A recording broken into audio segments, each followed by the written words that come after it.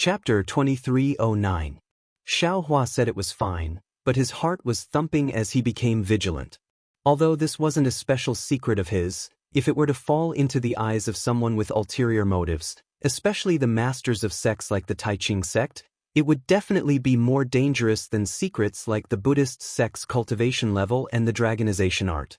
Hee, no need to thank me. Fang Yuan cupped his fists. I hope that by going to Jin Quan Mountain with junior brother Xiao, I will be able to return safely. I think so. Xiao Hua thought inwardly and answered casually, these weapon cultivators and sword cultivators are only SSO, senior brother his luck is so good, of course you will be fine. Sigh, don't talk about weapon cultivators and beast cultivators.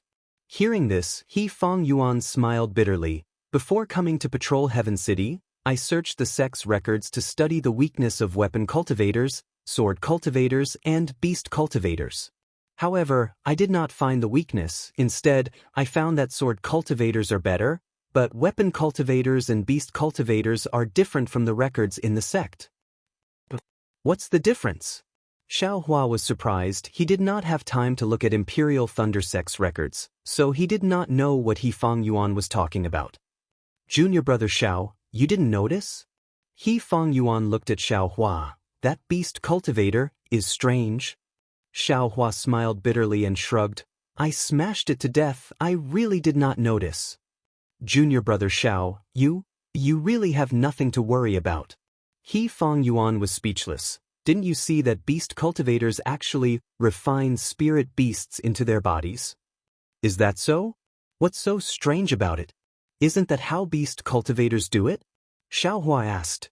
The ignorant are fearless. Fang Yuan sighed and thought for a while before asking, do you know Shi Country's spirit husbandry sect? They do. Xiao Hua nodded. They rear spirit beasts and use them for battle, of course I know. That's good. Fang Yuan nodded. Actually, in Tai Ching sect's records, beast cultivators are similar to spirit husbandry sect, but beast cultivators are stronger and their spirit beasts are of higher grade. Moreover, beast cultivators are the same as sword cultivators. They can place their primordial spirits in spiritual beasts and control them more flexibly. Ah? Only now did Xiao Hua understand Fang Yuan's words and shouted in shock. Isn't that so? The beast cultivators I saw today had the bodies of humans, but their heads were the heads of spirit beasts. Exactly. Fang Yuan nodded solemnly. Beast cultivators can actually refine spirit beasts into their bodies. This is a symbiosis with spirit beasts. Not only do they have the strength of cultivators, they also have the innate abilities of spirit beasts. This is something that our Dao sect cultivators cannot compare to. That tool cultivator, is he all right? Xiao Hua probed. Not necessarily. Fang Yuan shook his head again. Weapon cultivators are the same as sword cultivators, they have the cultivation path of man and sword as one. But that's only possible if you reach the transformation stage, which is the same as my Dao sect's nascent soul stage cultivators. Those weapon cultivators just now were obviously only at the middle stage of the foundation establishment stage, but they were actually able to connect their bodies with magic treasures. They were only one step away from transforming into a weapon. This is simply inconceivable. And what I don't understand the most is that they seem to have a problem with their brains. What do you mean? Xiao Hua asked again. Let's not talk about that Changbai sect senior. He escaped after killing 2 weapon cultivators. It is normal that these weapon cultivators and beast cultivators did not escape. Fang Yuan explained again. But when Dao friend Xiao and the other Imperial Thunder sect disciples came, they were clearly not our match and should have escaped. But they simply did not run. They stubbornly defended until we killed them one by one. Don't you think this is strange? That is true. Xiao Hua really did not think so much. Only when Fang Yuan mentioned it did he realize that these were indeed some inexplicable details. Maybe they have a mission? They don't dare to leave? Xiao Hua said softly. What mission can there be in such a remote place? Fang Yuan shook his head. Even if there is a mission, they should escape first. Maybe they want to intercept us? Xiao Hua said casually. That is impossible? Fang Yuan smiled. When we teleported out of Patrol Heaven City, we were very secretive and quickly flew towards Quanjin Mountain. Even if our two teams have the same mission, we do not know each other. How could they know? Senior brother, his words make sense. Xiao Hua nodded and looked ahead. We should tell Dao Friend Chui about this. You are the leaders of the two teams after all. Dao Friend Chui? He Fong Yuan was surprised. You don't call him senior brother? This is my myriad Thunder Valley's family matter. Dao Friend, he should not interfere. Xiao Hua waved his hand. All right. He Fong Yuan smiled. No matter what, I will always side with junior brother Xiao. Don't worry about this. Just based on what Dao Friend he said earlier, I will remember this favor. Xiao Hua smiled and nodded, sending He Fong Yuan off with his gaze. This is troublesome. Although Xiao Hua did not seem to care, he was muttering in his heart. How could he not care about the concern of Tai Ching sect's master? That was a sect that was even more powerful than the Imperial Thunder sect. It was estimated that because the Tai Ching sect was in Meng country and the Imperial Thunder sect was in Shi country, and Xiao Hua had been appearing and disappearing unpredictably all these years, the disciples of the Tai Ching sect didn't receive any news about Xiao Hua, so they didn't directly look for him. It was hard to say who would win in this sword path battle. Sigh, keep a low profile. Xiao Hua was gloomy. I just want to cultivate peacefully. I already gave the credit to some Changbai sect senior. How can I retreat? However, He Fong Yuan's words are really strange. If the artifact cultivator and beast cultivator did not have some mission, then they might have been affected by the artifact or spirit beast, losing the vigilance and thinking that cultivators should have. Not to mention Xiao Hua's speculation about whether the artifact cultivator and beast cultivator had some mission. Far away in the west of Shi country, at the border with Huan country, an emerald green sword light was flying through the sky in the biting cold wind. On that sword light was a person wearing a long green robe. This swordsman's hair was white, his cheekbones were bulging, and there were no wrinkles on his pale yellow face.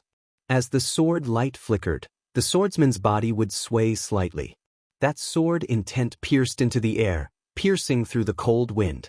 Not to mention the snowflakes that were faintly floating in the air, they could not even get close to him. As the swordsman's body swayed, the sword light would transform from time to time, and a green sword would appear on that sword light. This swordsman was actually an illusory sword cultivator. Just as the illusory swordsman flew past a towering cliff, the sword intent cut through a baby fist-sized icicle on the cliff. That icicle fell down the cliff, and no sound could be heard for a long time. From the front of the swordsman, a fiery red brilliance quickly chased after him. Whose flying sword book is it? That swordsman frowned slightly, his body stopping in the air. That green sword phantom immediately withdrew into his body, and with a wave of his hand, a finger-long flying sword landed in his hand. When the swordsman finished reading the contents of the flying sword, his expression changed greatly, and he shouted with a stern voice, "Idiot! You ruined my plan. 100 deaths are not worth regretting." As he spoke, sword light appeared in his hand, and that flying sword was actually torn apart by the sword light in the swordsman's hand. Like a piece of white paper, it turned into fragments and fell from the sky. This makes this sword. The swordsman gritted his teeth and hesitated, as if he wanted to turn back. However, the swordsman stood in the air for a long time, and in the end, he flew up again and flew forward. But this time, there was no sword light like before, only a green figure. The swordsman flew for more than half a day and arrived in front of a towering ice mountain. The ice mountain was extremely high, piercing straight into the gloomy sky, as if it was going to pierce the sky. This ice mountain was extremely wide, stretching for more than 10 miles. The swordsman flew to the ice mountain and did not stop.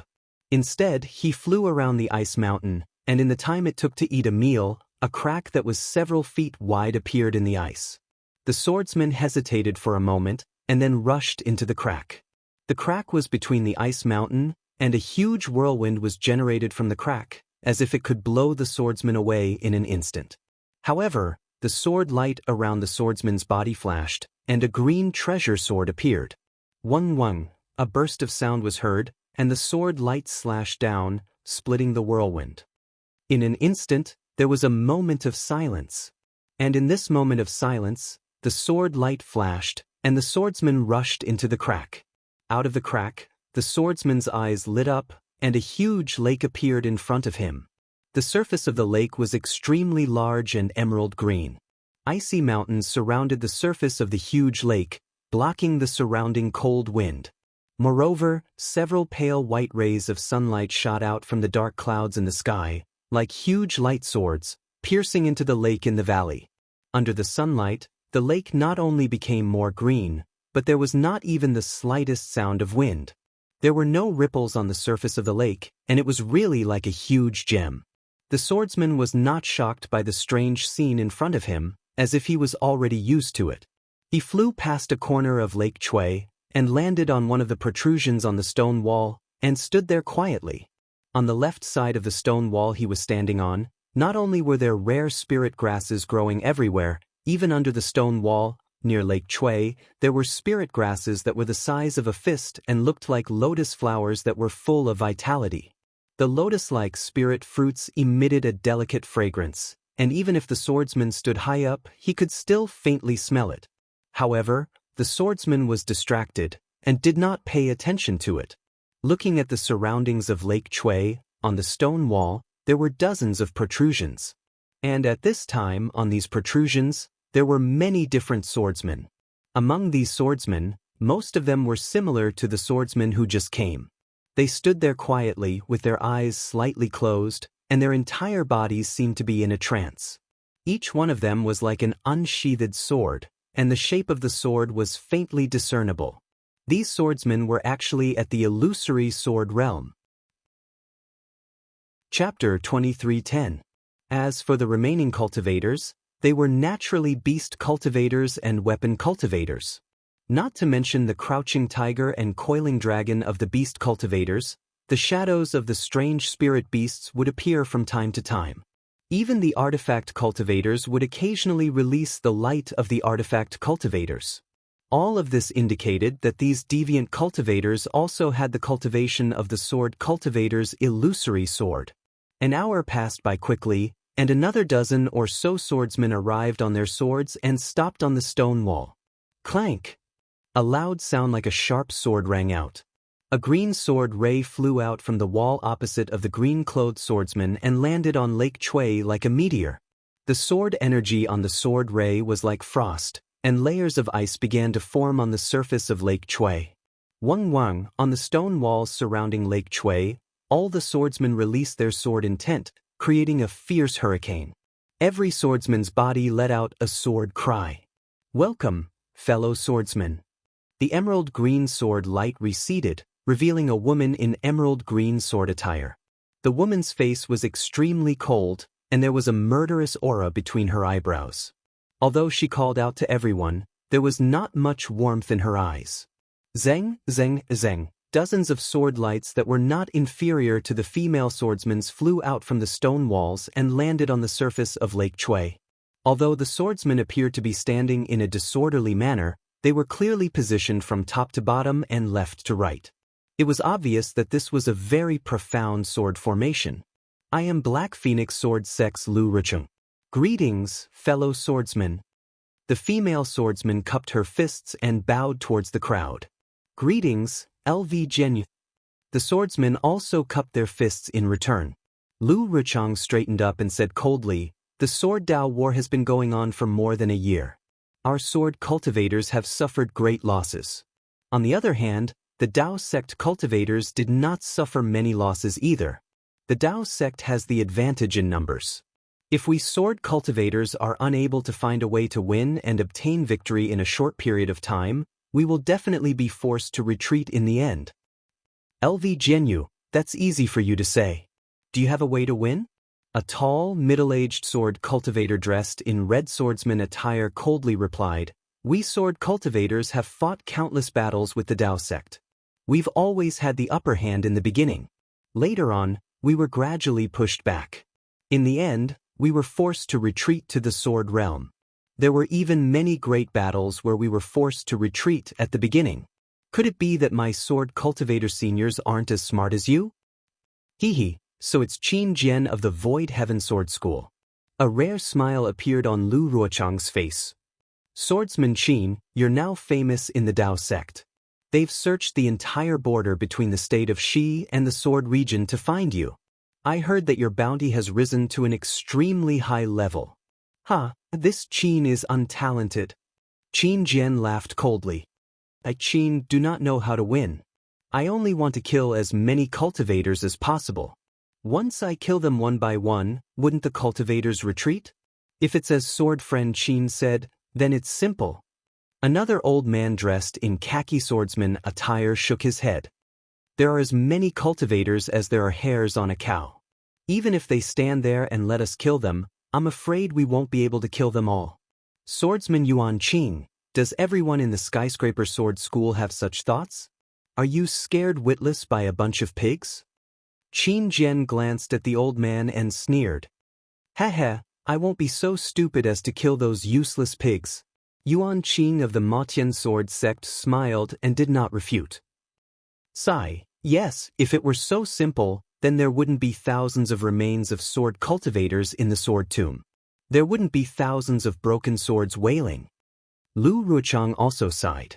At this moment, a middle-aged swordsman with a red face said, Swordsman Lu, this is only the first stage of the battle. We only need to follow the instructions of our masters and kill as many cultivators as possible so that we won't be forced back to the sword realm. Why are you so pessimistic? Chu Jianchong from the Shenzhen sect? Lu Ruochang glanced at the middle-aged swordsman and asked, How is Duan Yuming, Swordsman Duan? The 4 people from your Shenzhen sect have all died at the hands of cultivators. Our battle this time also originated from your Shenzhen sect. You should be on my side. Thank you for your concern, Swordsman Lu. Senior Duan's primordial spirit has returned and has entered the Shenzhen sect's sword pool to recuperate. If he can find a suitable body, he can take over it. Otherwise, he can't use the secret technique of weapon cultivators to feed the sword with his body and become a sword spirit. Chu Jianchong said in a sorrowful voice. How sad. Lu Ruochang sighed softly. This sword is naturally on LV Genyo's side. Chu Jianchong cupped his hands and said, However, Chu thinks that we don't need to think too much. We only need to exhaust the strength of the Shenzhen sect in the early stages of the battle and kill all the Qi refinement and foundation establishment disciples. This is to complete the task given by our masters. It's all nonsense. A drawn-out voice sounded. It was a weapon cultivator whose body was flashing with a faint brilliance. The weapon cultivator was extremely tall, like a bamboo pole. In the brilliance, there were several sections of a pagoda faintly visible. Didn't I hear that LV Jianchong was going to set up a formation in the sword catacomb? What's the situation? The weapon cultivator said coldly, I thought that everything was in order. I only need to lure all the cultivators to the sword catacomb. That's why I came over. If I'm going to listen to your nonsense, I'm going to turn back. So it's Senior Fan Kuan from the 7 Spiritual Mountains. Lu Ruochang smiled and said, Senior Fan, don't be anxious. How can the illusory sword formation be easy to set up? Moreover, a simple sword formation may not be able to trap so many cultivators. I've left some assassins in the illusory sword formation. This isn't something that can be done easily. Then I've wrongly accused you? If there's anything you need the 7 spiritual mountains to do, just say it.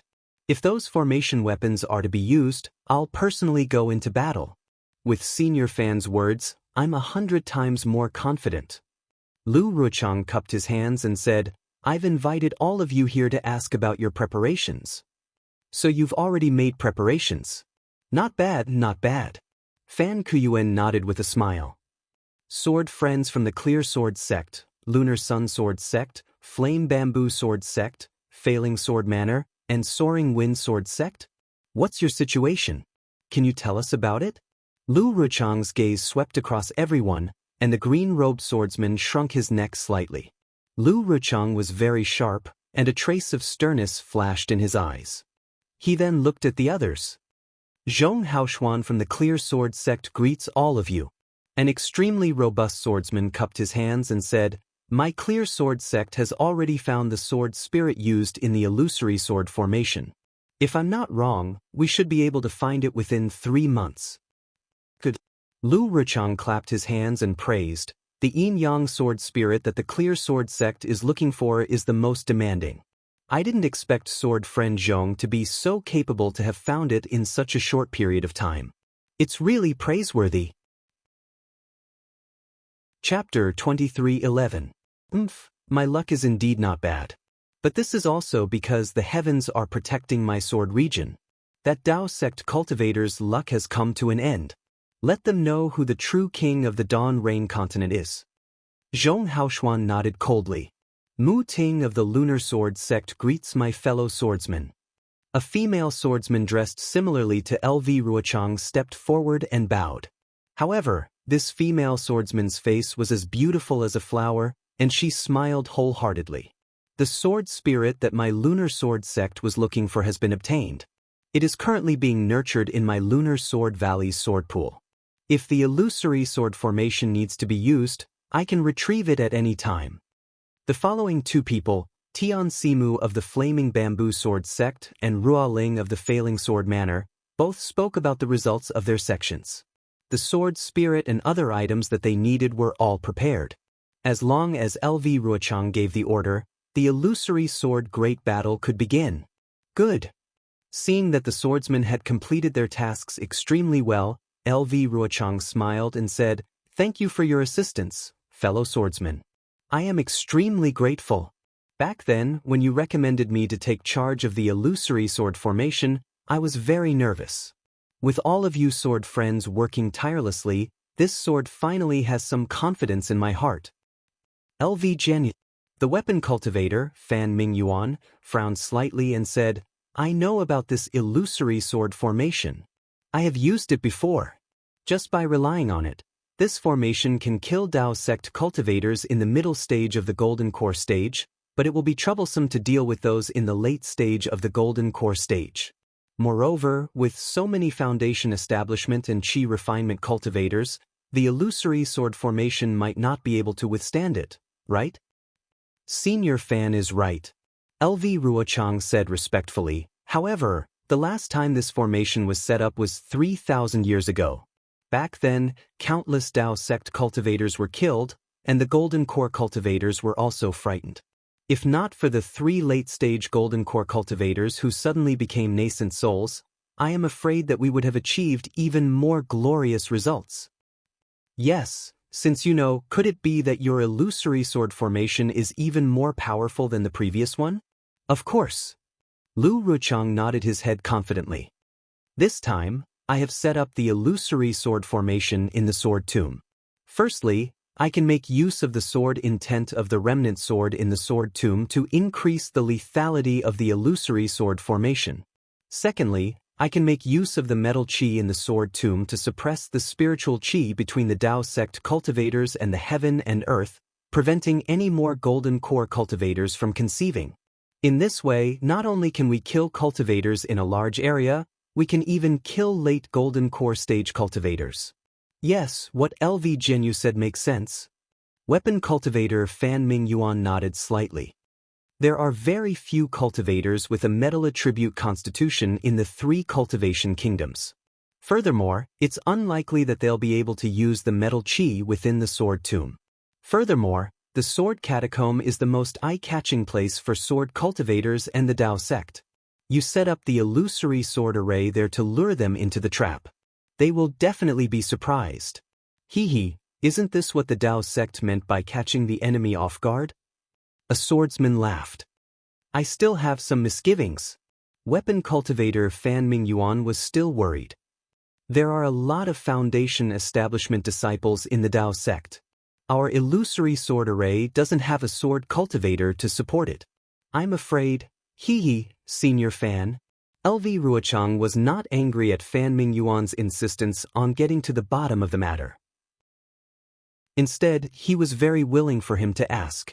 LV Ruochang replied with a smile, "This is one of the things that I want to tell you." As he spoke, LV Ruochang looked at the green-robed swordsman and said with a smile, Ling Yunwu from the Lingfeng sword sect, have you received what I gave you? Have you found the spirit-swallowing bugs?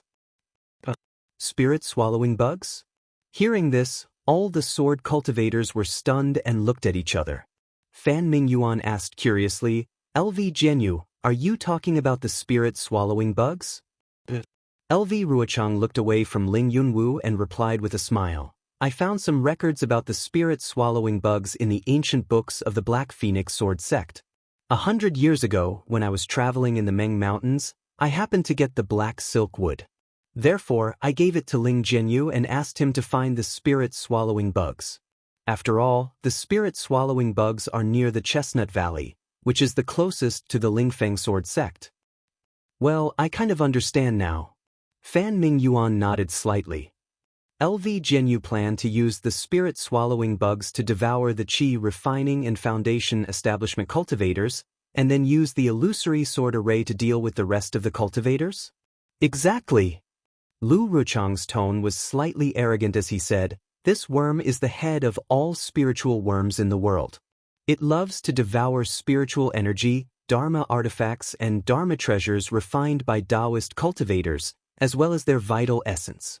It is very suitable to kill cultivators. I set a part of the illusory sword array, especially for the spirit-swallowing bugs. Let's call it the spirit-swallowing array for now. As long as foundation building stage and Qi refining stage disciples enter this formation, they will certainly be killed by the spirit-swallowing bugs. Well, good. The few weapon cultivators beside Fan Mingyuan also nodded slightly. However, the few beast cultivators beside them had unsightly expressions on their faces. Ling Jianyu, have you found the spirit-swallowing bugs? Fan Mingyuan looked at Ling Yunwu again. Why don't you say anything? Do you want to give me a surprise? LV Ruochang smiled again, which was rare. After all, the spirit-swallowing bugs was her trick, and she had already given the windy silk wood to the Lingfeng sword sect, which was the safest step in the illusory sword array. She didn't think there would be any mistakes. Well, Ling Yunwu, who was in cyan clothes, was a little embarrassed. He mumbled and hesitated. Thump. LV Ruochang felt something was wrong and said coldly, LV Jianyu, what do you mean? I gave you the windy silk wood and the sword pouch. Don't tell me you didn't see them. Of course not. Ling Yunwu smiled apologetically. I've already got the windy silk wood and the sword pouch, and I've been to Chestnut Valley many times. According to LV Jianyu's records, I finally found some clues. Although I can't be completely sure, but in that case, why don't you tell me directly? LV Ruochang was relieved. It's just that, when I was on my way here, I received a flying sword message from the sword sect. Ling Yunwu gritted his teeth and said in a low voice, more than 30 bright sword third-grade disciples I sent to find the spirit-swallowing bugs were all killed. More than 30 bright sword third-grade disciples? All killed? LV Ruochang was also surprised. The Taoism sect actually attacked Chestnut Valley? Was there a gold core cultivator? Well, Ling Yunwu said awkwardly, the Taoism sect cultivators haven't attacked Chestnut Valley yet. These disciples were killed near White Jade Mountain. Didn't your disciples go to Chestnut Valley to find the spirit-swallowing bugs? Why did they go to White Jade Mountain? LV Ruochang sneered, Ling Jianyu, don't tell me, you gave the sword pouch and the black silk wood to your disciples. That's right. That's right. Ling Yunwu's expression was uncertain. LV Ruochang's expression changed greatly. He stared at Ling Yunwu for a long time and sneered, Ling Jian, you're really at ease. That's the black silk wood, one of the few spiritual woods that can be used to find the spirit-swallowing bugs. You actually let your disciples, who are only at the bright sword realm, be in charge of it. And that sword pouch, although it's empty, it's still a treasure. You don't have to worry about letting people hold it. Do you really think that the things of my Black Phoenix Sword sect are not things? Alas, no matter what LV Jianyu says, I can't refute it. Ling Yunwu smiled bitterly. I already had a plan last time. I was going to go there personally, but with LV Jianyu's spiritual sword summoning me, I dare not come. Moreover, I was afraid of delaying LV Jianyu's important matter, so I sent my capable disciples. I wanted to give you all a surprise during this period. But who knew? But who knew that your proud disciples actually ran to the White Jade Mountain and were killed by the practitioners of the Gold Core realm? Elviruchung seemed to be ruthless and said coldly, I've already explained the matter of the spirit-swallowing bugs clearly. The spirit-swallowing bugs are the most important part of the illusory sword formation. If your Lingfeng sword sect delays this matter, you'll have to bear the consequences. What else could Ling Yunwu say? He cupped his hands and said, I feel guilty. When this matter is over, I'll immediately go to the White Jade Mountain and find the black silk wood and the sword pouch to atone for my mistakes. Atone for your mistakes? What kind of achievements do you have? LV Ruochang sneered. Who knows which Gold Core realm practitioner killed the 30 swordsmen? Where are you going to find him? LV Jianyu, a beast practitioner who had been silent for a long time, whispered, You don't only need the black silk wood to find the spirit-swallowing bugs, right? There are a few other kinds. And if we know the approximate location of the spirit-swallowing bugs, our Quilted Mountain sect has a secret technique that can help us find them. LV Ruochang looked up at the beast practitioner who was as short as a baby and sighed, Where are we going to find the other kinds of spiritual objects?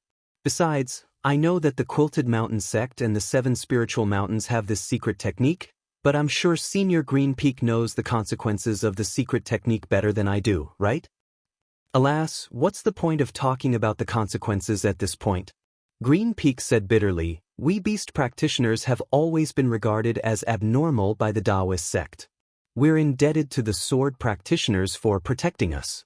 Now, as long as we can use our beast practitioners, we'll do it even if we have to sacrifice our lives. Okay. LV Ruochang nodded and didn't comment. Let's wait for my news.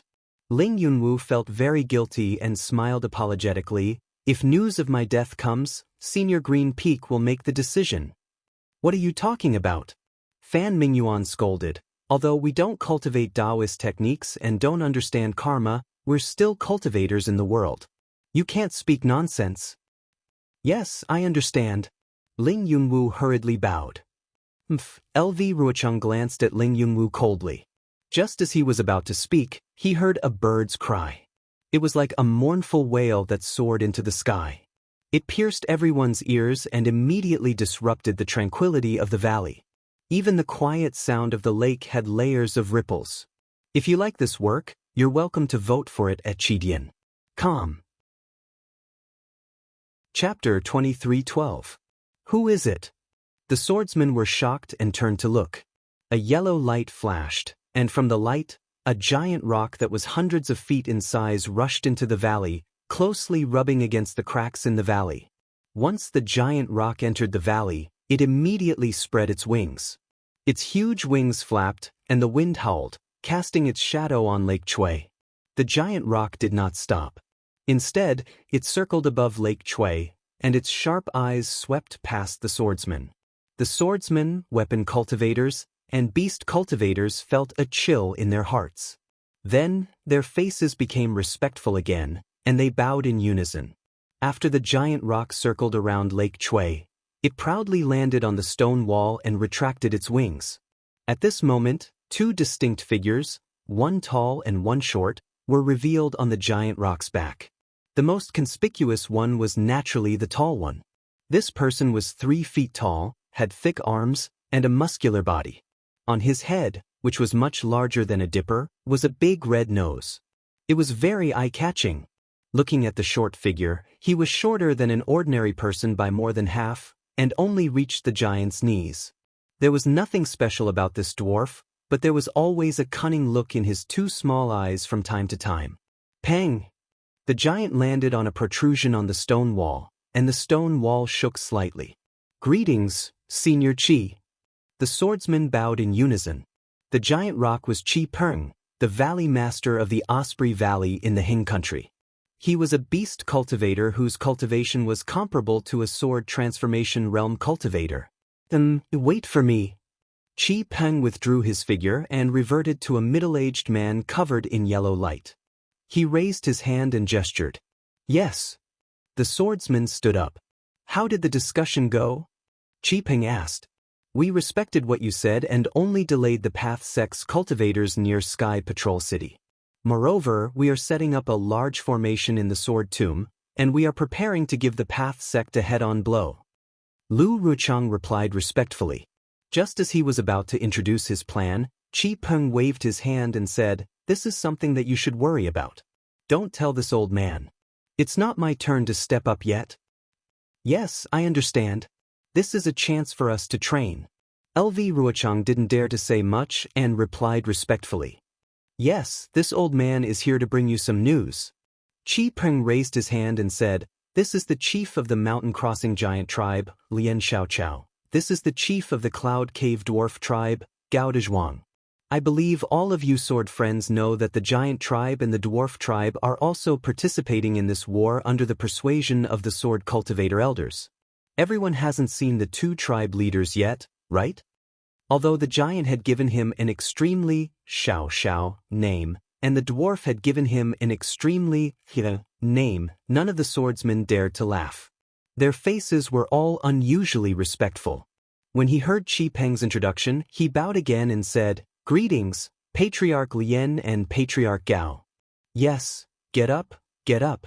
Gao Dezhuang was very happy and waved his hand to signal everyone to get up. Even Xiaochao didn't say anything. "It's great news that the giants and dwarves are joining the war," Qi Peng said again. "However, this old man has even better news to share with all of you. This old man has joined forces with the elders of a few weapon cultivators and beast cultivators to head to Alchemy Valley. I have already convinced the two hidden experts in the valley. As long as the two elders appear, the nascent soul cultivators of the Taoist sect will definitely not be their opponents. Moreover, what's even better is that it will definitely not cross the bottom line of the Taoist sect's spirit-severing stage old monster." When the swordsmen heard this, they all had strange expressions on their faces. Indeed, they didn't even know where the Alchemy Valley was in the Huan country, let alone the hidden experts.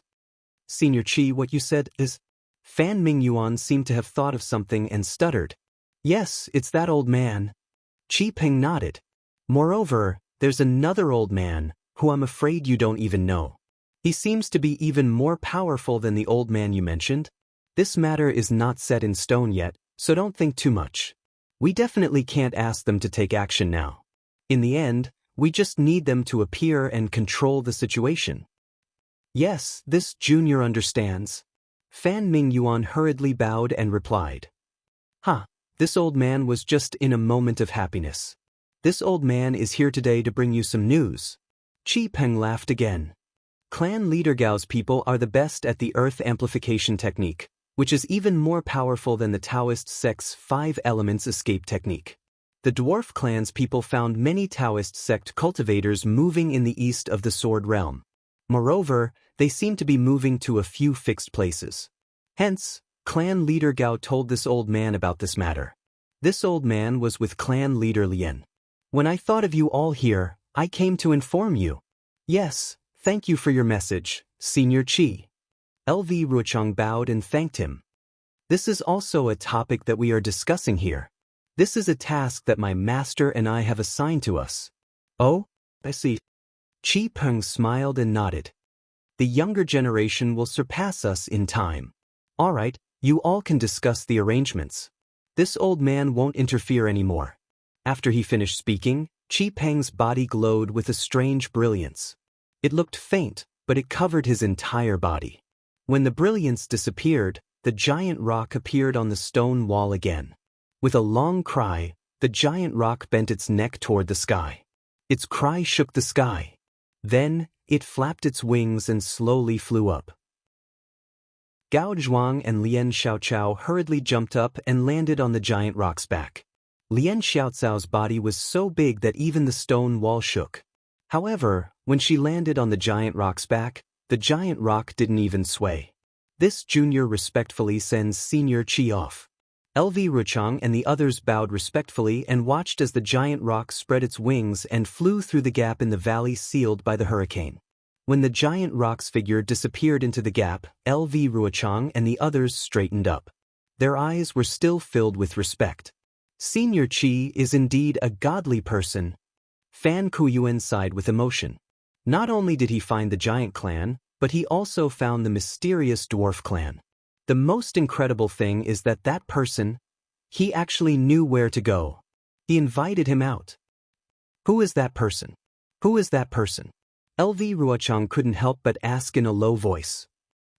Senior Chi has given the order. This old man doesn't dare to speak carelessly, Fan Kuiyuan said with a smile. Besides, this old man doesn't know who the other person is.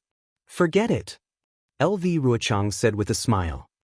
What will come will come. We just have to do our own thing. That's right. Fan Kuiyuan nodded. Then he asked curiously, Senior Chi's news is very important. I'm afraid it's a new plan of the Taoist sect. Why did LV Jinyu say that you already have a plan? Chapter 23:13. Senior Fan, why do you think the people of Sword Realm are attacking the three countries? LV Ruochang asked with a smile. Are you trying to test this old man? Fan Mingyuan laughed. No, I'm just asking casually. LV Ruochang shook his head slightly. Fan Mingyuan smiled and said, if it was the previous battles, I might have thought that it was because of the conflict between Sword Realm and the three countries, so we had to fight to determine the outcome. However, this old man knows that the reason for today's battle is because of the two girls from the Shenzhen sect and the two illusory swordsmen that they lost. However, the truth is that due to the change in the spiritual energy of heaven and earth, spiritual stones, spiritual herbs and other items have decreased. Our sword domain is too narrow and cannot compare to the three countries of the Dao sect. Therefore, we have to snatch their spiritual herbs and spiritual stones. That's right, Senior Fan is right. LV Ruochang nodded and said, this is also what the elders told us at the beginning of the battle. Although the Dao sect's array is not as powerful as the sword array of our sword domain, in terms of concealment and defense, it is stronger than the sword array. At the border of our sword domain, Shi country, and Meng country, there are more than 10 spirit stone veins. However, because of the protection of the Dao sect's formation, it is not easy to find them. In the previous battles, we spent some effort on them, but the results were minimal. Moreover, Sword Realm did not lack spirit stones at that time, so who would care about them? However, it's different now. Sword Realm spirit stones are about to dry up. The spirit stone veins at the border of Sword Realm have become our savior. The purpose of this battle is to steal these spirit stone veins? Fan Mingyuan suddenly realized. The attacks and killings are all just a pretense? If Senior Fan understands it this way, then it's possible. LV Ruochang and Fan Mingyuan's conversation spread throughout Lake Chui, so all the swordsmen could hear it clearly. Many people had the same look of realization as Fan Mingyuan at this moment. What about the illusory sword formation of the sword catacomb? Fan Kuiyuan asked curiously. This has nothing to do with snatching the spirit stone mine, right? Not only can we kill off cultivators, we can also snatch the spirit stone mine. Isn't that killing two birds with one stone? Lu Ruochang said with a chuckle. Fine. These things are too complicated. I really can't understand them. Whatever LV Jinyu says, I'll do it. Fan Mingyuan turned to look at the swordsman and smiled bitterly. The other swordsmen are probably the same as me. Perhaps this is the reason why the teachers didn't make it clear. I didn't mean to keep it a secret. LV Ruochang shook his head. This matter is very important. The fewer people who know about it, the better. Yes, I know. Fan Mingyuan waved his hand. Elder Qi, are you saying that the Dao sect's cultivators are sending disciples to protect the spirit stone mine? Exactly. Lu Ruochang nodded.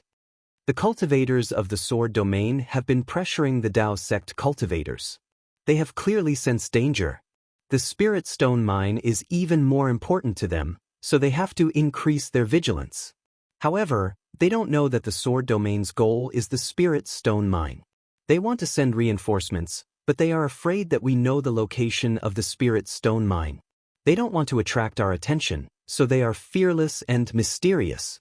To put it bluntly, they are not even worth a single spirit stone. How should we deal with them? I will listen to LV Jinyu's orders. I dare not. I have already asked the swordsman of the Quilted Mountain sect and the Wild Beast Mountain Manor to help keep an eye on the cultivators' movements. Now that I have the help of the dwarf clan, I am even more confident. LV Ruochang said with great confidence. Following her explanation, various orders were issued as they discussed. The swordsmen of the various sects nodded solemnly and accepted the orders. This discussion lasted for several days. After all the details were discussed, the swordsmen who received the mission did not waste a single word. They flew out of the gap on their swords, leaving behind Ling Yunwu of the High Wind Sword sect. Ling Jianyu, it's not that I want to blame you. LV Ruochang knew what Ling Yunwu meant, but her tone was still indifferent. In addition to the previous arrangements, the High Wind Sword sect has to complete and cooperate with the actions of the other sections. You still have to find the black silk wood. After all, if you can save the life of a beast cultivator, you should do it. Yes, I understand. Ling Yunwu nodded. This matter originated from me.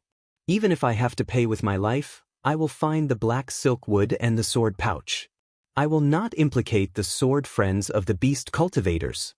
Ling Jianyu, you don't have to do this. The cultivators who appeared in White Jade Mountain were at most middle-stage Gold Core realm. Maybe there were some late-stage Foundation Establishment realm cultivators. How can Ling Jianyu be afraid of them? Don't worry and go boldly. The cultivators who can hurt you are still in Sky Patrol City, outside the sword domain. Yes, I will leave. Once I find the spirit-swallowing bugs in Chestnut Valley, I will send a flying sword message to LV Jianyu.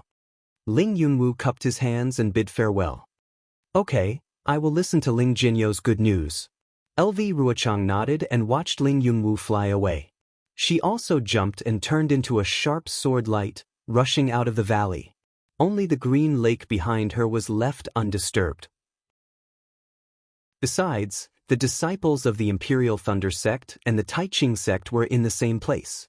Naturally, they could no longer use the drifting cloud flying boat. The 10 disciples flew together with the remaining 7 disciples of the Taiching sect. The disciples of the Imperial Thunder sect flew faster than the disciples of the Taiching sect.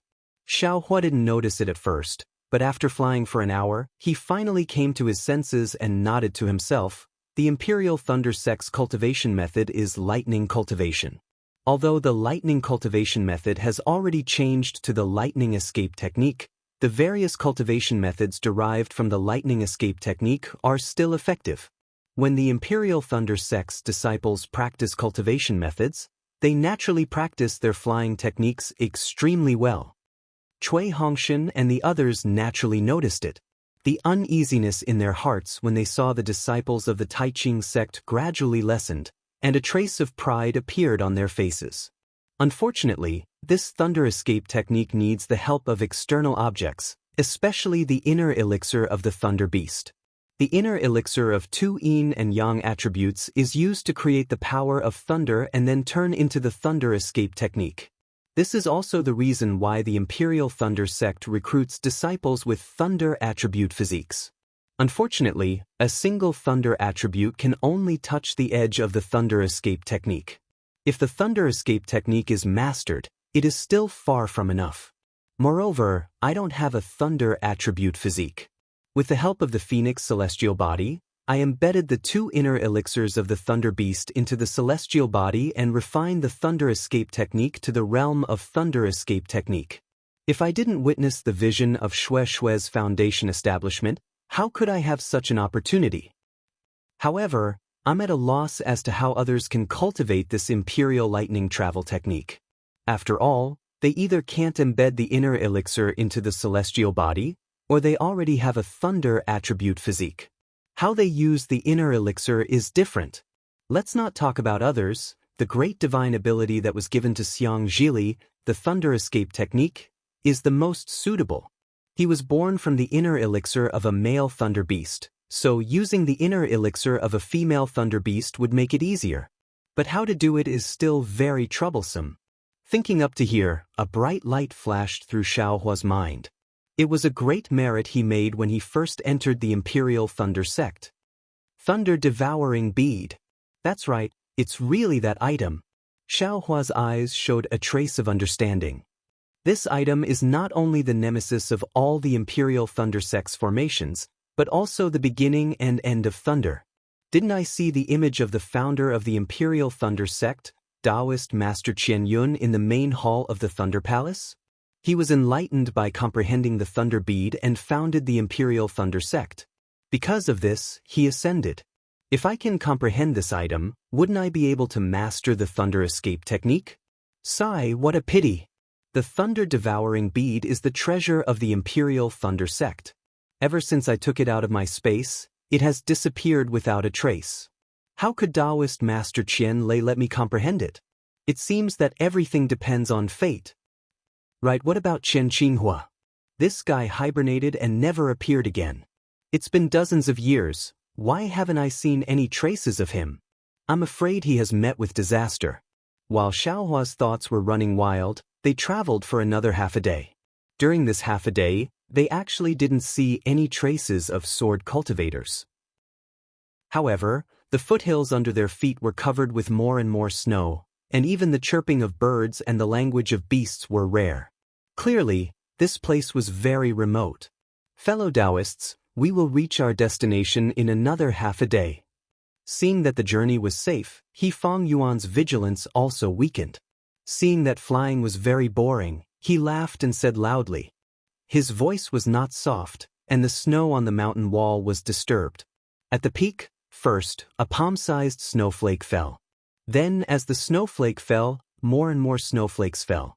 Not long after, an overwhelming amount of snow fell from the sky like a collapsing mountain. The disciples of the Tai Ching sect and the Imperial Lightning sect were flying between two tall mountains. The snow on top of the canyon was extremely powerful, and it covered the entire canyon. Everyone's divine sense swept over and saw that the snowflakes were like dust, and the accumulated snow was like a tide, covering half of the sky. Ah? Snow? Avalanche? He Fang Yuan was shocked. He really didn't expect that just one sentence from him would cause such a big trouble. He had heard about this avalanche from the guards of Sky Patrol City, but he never thought that he would actually encounter one. Quickly fly. At this moment, no one dared to hesitate. No one wanted to fight against the heavenly might. Although the avalanche was still very far away, it was still an aurora after all. If they were really buried by the snow, even if they were Foundation establishment cultivators, their vitality would be greatly damaged. Moreover, the most important thing was that he had lost all face. Surging like waves, falling like a mountain peak. Although this small amount of snow is very light and humble, when there is a lot of it, it actually has such great power. Heaven and earth are so mysterious, any inconspicuous place can be a reference for us cultivators. Xiaohua unhurriedly flew behind everyone, allowing the snowflakes to hit his face like white mist. He released his divine sense and carefully observed the gradual formation of the avalanche. It gradually grew from small to large, causing him to sigh with emotion in his heart. Chapter 23:14. Although the avalanche was very powerful, covering half of the canyon, and the rumbling sounds echoed in the canyon, everyone was still cultivators, and most of them were Foundation establishment cultivators.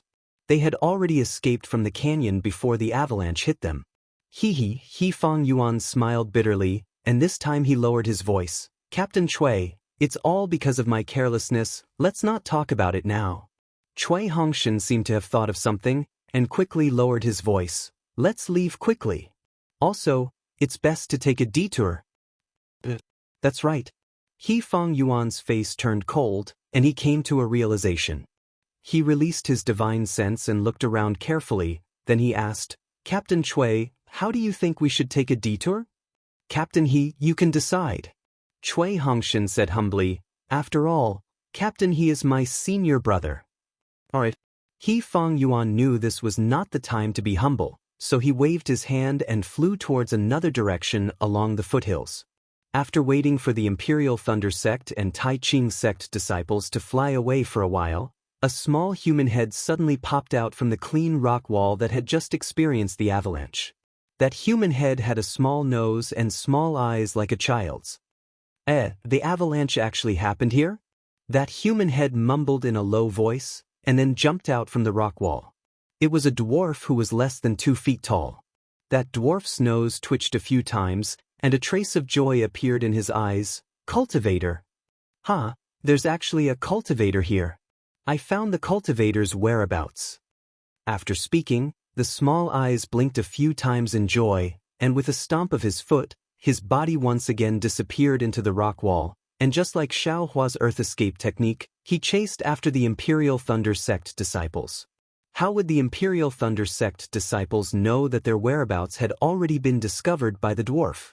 Over there, they were still extremely careful in concealing their whereabouts, and constantly changing their direction, so that their goal of heading towards Jin Quan Mountain would not be exposed.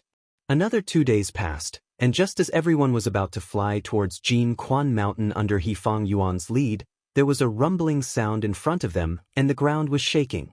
Because of He Fang Yuan and the other Tai Ching sect disciples, Xiaohua was too lazy to release his Buddha's sense. Now that he felt it at the same time as everyone else, he immediately released his divine sense.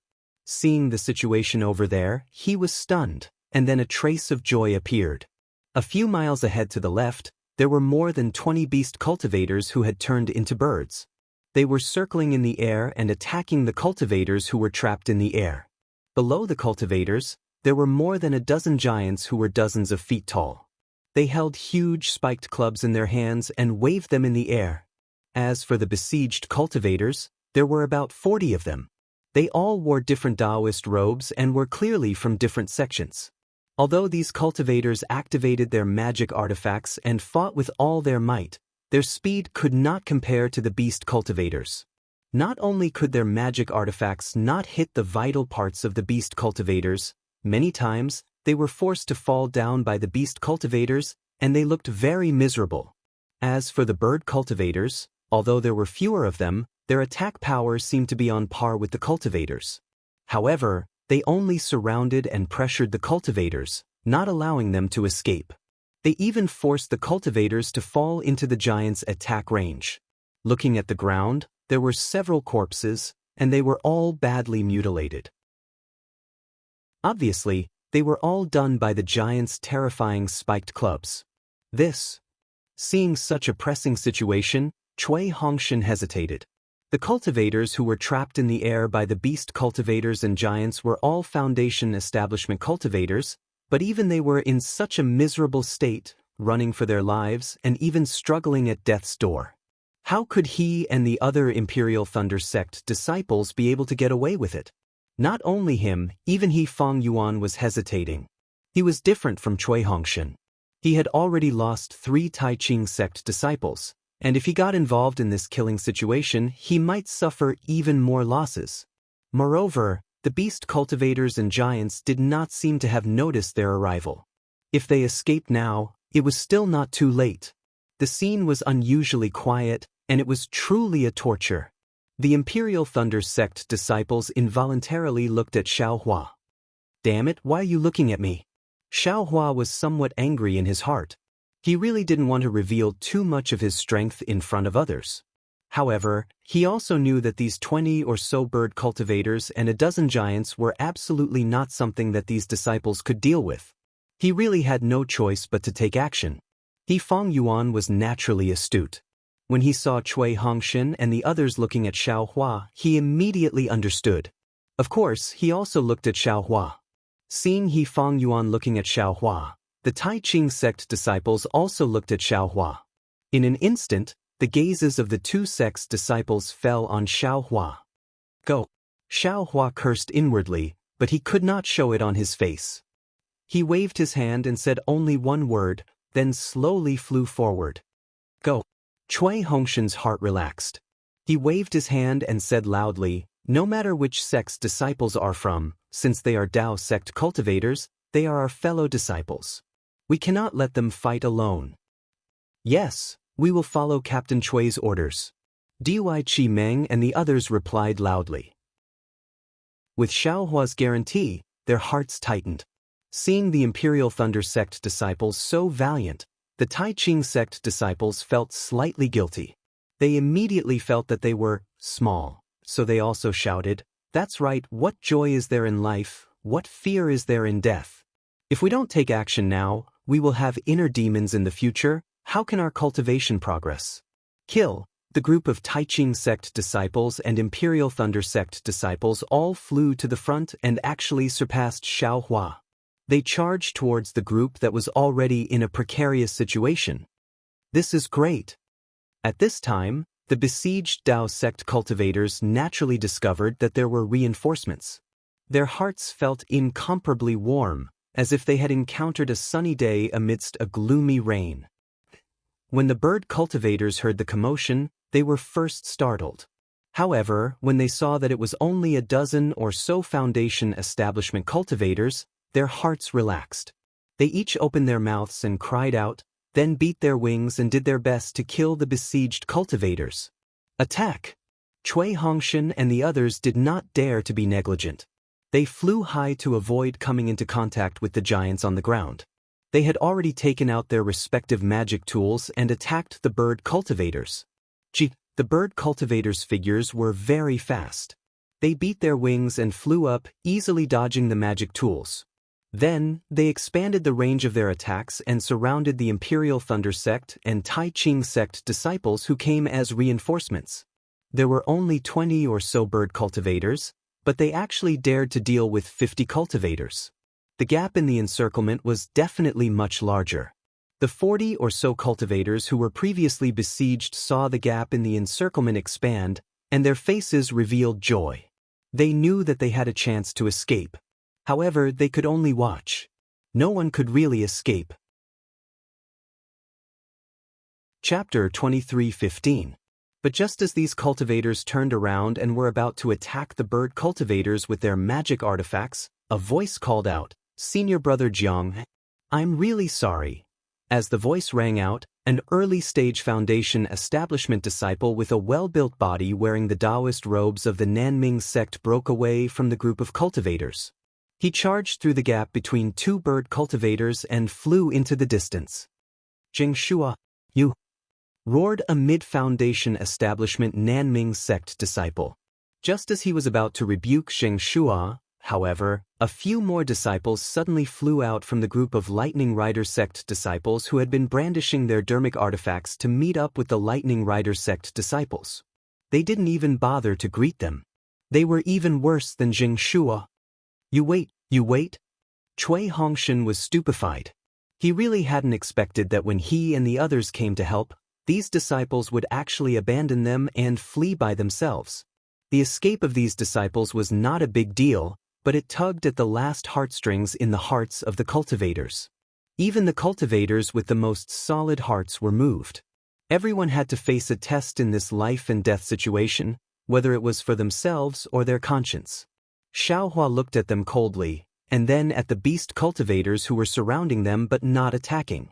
He already understood that this was done by the beast cultivators on purpose.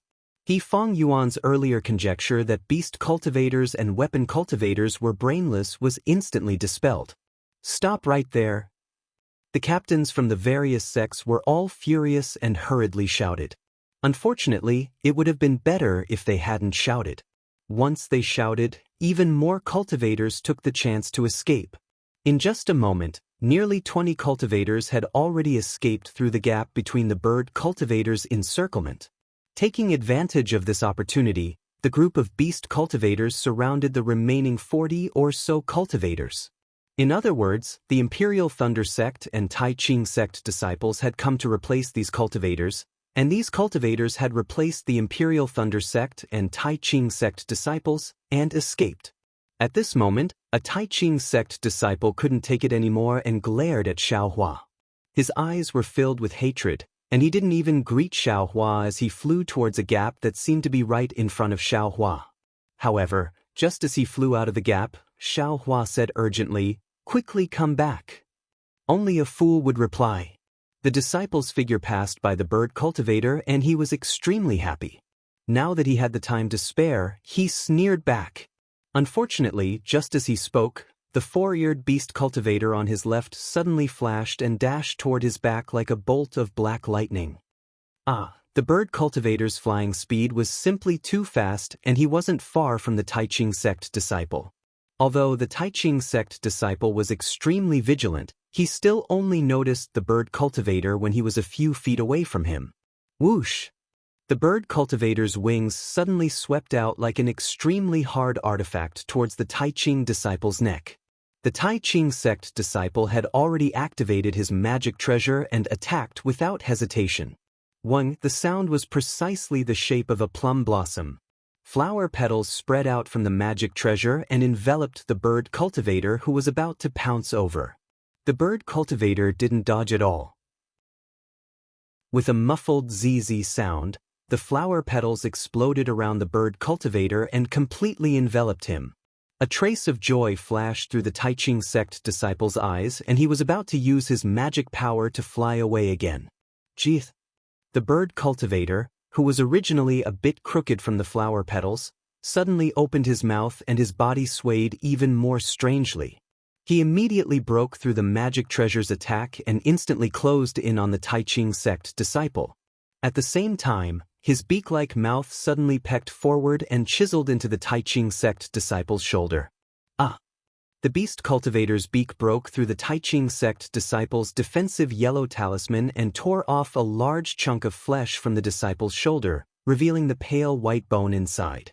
Since the Taiching sect disciple was injured, his body was already crooked and he slowly fell from the sky. He was barely able to stabilize himself in midair. At this moment, all the cultivators who were looking at this disciple had a trace of pity in their eyes. They actually couldn't bear to see him die. Bam! With a loud bang, a huge mace appeared behind the Taiching sect's disciple, causing a gust of wind to blow as it appeared behind him. The Taiching sect disciple's defensive light that had been bitten through by the bird cultivator was immediately annihilated the moment it touched the spiked club. The spiked club hit the Taiching sect disciple's head almost without any resistance. Like a watermelon being smashed, red and white, a disgusting smell of blood burst out. All of this happened in just a few breaths of time. Xiao Hua had time to give a warning, and Fang Yuan didn't even have time to shout angrily before the Taiching sect disciple died. Their broken corpses fell to the ground, mixing with the dead disciples from before. Hiss! Everyone from the Taiching sect and Imperial Thunder sect sucked in a breath of cold air. They finally understood why so many cultivators were surrounded but none dared to escape. However, before these people could recover from their shock, another strange thing happened. Opposite the dead Taiching sect disciple, another Imperial Thunder sect disciple also quickly rushed towards the gap between the two bird cultivators. This disciple, is he sick? The cultivators were stunned. After all, although this Imperial Thunder sect disciple's flying speed was fast, it was only slightly faster than the Taiching sect disciple. It was far from surpassing the flying speed of a bird cultivator. However, the Imperial Thunder sect disciple actually had a puzzled expression. That's right, it was puzzled, not astonishment, grief, or any other expression. Because this person was none other than Xiao Hua. Xiao Hua's figure flew towards the gap between the two bird cultivators. His choice of location was extremely good, it was right between the two. The two beast cultivators naturally stared at the scene in front of them. When they saw Xiao Hua flying, they also followed him. However, after flying for a while, they stopped again after flying for less than half a foot. This was because they both saw that the other party had already moved. Of course, they stopped at the same time. When they saw each other stop, they flew up at the same time. However, after flying for a foot, they seemed to have a tacit understanding and stopped at the same time. They waited for the other to attack while they guarded the encirclement. Damn it, is this an act? If Xiao Hua wasn't a genuine cultivator, the cultivators in the encirclement would have suspected that Xiao Hua was friends with these two bird cultivators. Jeez. At this time, the two bird cultivators were also angry and seemed to be criticizing each other. At the same time, they no longer hesitated and flapped their wings, attacking Xiao Hua from the left and right. Ouch! Xiao Hua looked as panicked as the Taiching sect disciple. He was very afraid of the bird cultivators who suddenly closed in on him. He didn't even take out his magic tool. With a wave of his hand, dozens of fireball talismans were shot out. Rumble! These fireball talismans were actually of the highest quality. They set off a heat wave that soared to the sky. They were even more powerful than the magic tools of the Tai Ching sect disciple. Unfortunately, Xiaohua's opponents were bird cultivators who were famous for their body techniques. This top-grade fireball talisman only managed to burn a few pieces of the bird cultivator's feathers. Not only was it unable to kill them, it had even angered them. Two extremely angry bird cries resounded. The two bird cultivators flew out from the flames and pecked at Xiaohua's shoulders like lightning. Xiaohua's figure rapidly descended, wanting to dodge the attacks of the two bird cultivators. Below him, a giant also raised its wolf-tooth club, preparing to attack Xiaohua's butt. Serves him right. This was the thought of all the cultivators except for the Imperial Thunder Sect disciple and He Fang Yuan. Even the Tai Ching sect disciples felt a trace of satisfaction in their hearts. In their eyes, the initial stage foundation establishment Xiaohua was already a dead man. Facing two bird cultivators and a giant, and falling into such a passive situation, even a late-stage foundation establishment cultivator wouldn't be able to escape, right? Just as everyone's thoughts became active again, retracting their gazes from Xiaohua's body and looking at the gap next to Xiaohua after he lured away the two bird cultivators, a golden light flashed in front of everyone's eyes. Immediately they heard Xiaohua shout, "Damn it, you dare to hit my butt? I'd like to see if your strength is greater or mine."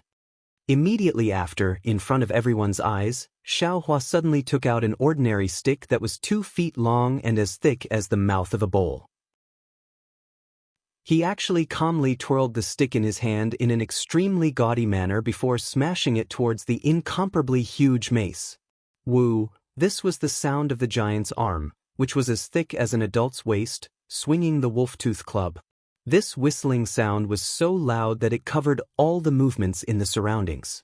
Even when the giant stepped on the ground trembled slightly. Naturally, the sound of the wind on Xiaohua's stick was also concealed. Or perhaps Xiaohua's stick didn't make any sound at all.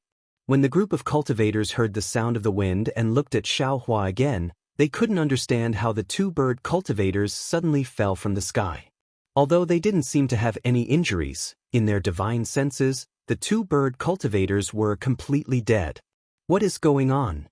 While they were bewildered, He Fang Yuan's eyes shined with extraordinary splendor.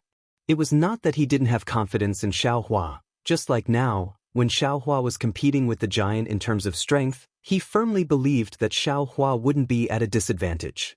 But when fighting with the two bird cultivators earlier, or trying to escape from the two bird cultivators, he didn't have any confidence in Xiaohua. Naturally, He Fang Yuan had been staring at Xiaohua all along. He had an involuntary conviction in his heart. He firmly believed that Xiaohua wasn't a cultivator who would run away without a fight. Sure enough, when He Fang Yuan's eyelids slightly blinked, that golden light came from Xiaohua's hand. He simply couldn't see where this golden light came from. It was as if it was just the outline of a flood dragon, and with just a flash of golden light, it passed through the necks of the two arrogant bird cultivators. Immediately after, the two bird cultivators fell from the sky without even making a sound. Chapter 23:16. However, He Fang Yuan could clearly see that in the short time the golden light disappeared and the staff was raised, Xiaohua reached out and took away the storage pouches on the waists of the two beast cultivators. Dang! A deafening sound resounded. That intense fluctuation came from the place where the staff and the mace collided. Just like the fireball talisman that Xiaohua threw out earlier, it instantly washed away all the snow and other objects within a radius of 6 meters. Immediately after, that fluctuation was like the surging waves of the sea, rushing out in all directions. In the air, whether it was the Dao sect cultivators or the beast cultivators, they were all unable to stand steadily from the impact of this sound wave. Even the Imperial Thunder Sect's Qi refinement disciples and the two beast cultivators' bodies swayed a few times before falling from the air. Xiaohua's loud laughter resounded again after the sound wave. Good strength, good strength. Take another strike from this young master staff. As he spoke, Xiaohua's figure flew up once again. That long staff streaked across the sky, emitting a whimper sound, and smashed towards the giant who was standing there foolishly. His arm was already completely numb, and his mace was also twisted in the middle. Looking at the giant's feet again, that pair of large feet had already sunk into the ground. It was actually smashed into the ground by Xiaohua. Dang, another sound resounded. This sound was clearly not as powerful as the first one, but it still lingered in everyone's ears. But this time, that giant's mace was completely bent, it was simply unable to take shape. Even the giant's arms were trembling, powerlessly hanging down. His face was pale, and his eyes flashed with fear. Take another strike from this young master staff. Xiaohua was unforgiving. The staff was lifted up again as if it was light. Something shocking happened. Before Xiaohua could lift up the staff, that giant actually pulled out his feet from the ground. Without saying anything, he dragged the mace and flew towards the distance. That large foot smashed into the ground, causing the ground to tremble. Don't run, take another strike from this young master staff. Xiaohua's figure suddenly flew up, as if he was chasing after that giant. However, with a slight sway of his figure, he actually arrived at the nearest giant and smashed down with his long staff. That giant was still puzzled. He didn't know what the escaping giant meant, but Xiaohua's staff hit his forehead. Needless to say, the giant raised his mace and charged forward. It was simply a replica of the previous one. Another huge tremor, another wave of sound was set off, and everyone was thrown into the air. What was different from before was that this giant didn't wait for Xiaohua to pick up the long rod again. He dragged the spiked club back and turned around, catching up with the giant that had fled earlier. That graceful turn of his body, it was simply too vivid. It did not matter if this giant ran away. Just like the Tao sect disciple who ran away first, the thought of running away immediately rose in the hearts of all the giants. They did not wait for Xiaohua to fly towards them. Instead, they took the initiative and carried the wolf-tooth club on their shoulders without any hesitation. Then, they spread their big feet, which were rarely seen in the Dawn Rain continent, and fled without a trace. The bird cultivators who had barely stabilized themselves in the air were stunned. They also seemed to have woken up from a dream. They had just woken up from the destruction of 2 bird cultivators. A bird cultivator cried out. Without any hesitation, he soared into the sky and charged towards the clouds. When the other bird cultivators saw this, they also cried out and flapped their wings, wanting to fly away with that bird cultivator. You can stay here. A trace of fierceness flashed through Xiaohua's eyes. His figure also flew, and he was actually much faster than the bird cultivators. He charged towards the bird cultivator who had just killed the Tai Ching sect disciple. That bird cultivator was greatly alarmed. Without any hesitation, he charged towards Xiaohua, extending his unusually sharp beak. However, just as he extended his beak, he seemed to have realized something. His wings flapped, and his figure quickly turned around, drawing an arc in the air as he tried to escape again. At this moment, Xiaohua's figure was only about 3 meters away from him. At such a close distance, how could Xiaohua let him escape? The long staff in his hand danced again, and like a jade pillar supporting the heavens, it stabbed straight towards the bird cultivator's abdomen. Seeing that it was about to hit the bird cultivator's body suddenly emitted a tricolored brilliance. The bird cultivator's flying speed suddenly increased, and the distance between them immediately increased again. Damn it, if it's half a foot longer, I'll stop. Xiaohua cursed angrily. Just as he was about to activate the hibernating lightning escape, something strange happened. That 2-foot-long staff suddenly grew half a foot. I owe this. Xiaohua was shocked. Of course, even if the staff grew half a foot longer, it still wouldn't be able to hit the bird cultivator. This half a foot that suddenly grew was not seen by anyone. In a hurry, Xiaohua didn't have time to check. He activated the hibernating lightning escape and suddenly sped up. The long staff suddenly struck out, hitting the bird cultivator's abdomen. Pooh! A mouthful of blood was spat out. The bird cultivator screamed miserably, curled up his wings, and fell from Xiaohua's side. Xiao Hua casually took the bird cultivator's storage pouch. If he didn't pay any more attention, that bird cultivator's body would have long been smashed to pieces by the long staff. How could he still be alive? Don't go! Leave a few more behind. Xiao Hua shouted, but his body slowed down. He no longer used the hibernating lightning escape. The bird cultivators were scared by Xiao Hua's beating. These few shouts actually caused the bird cultivators' bodies to sway slightly.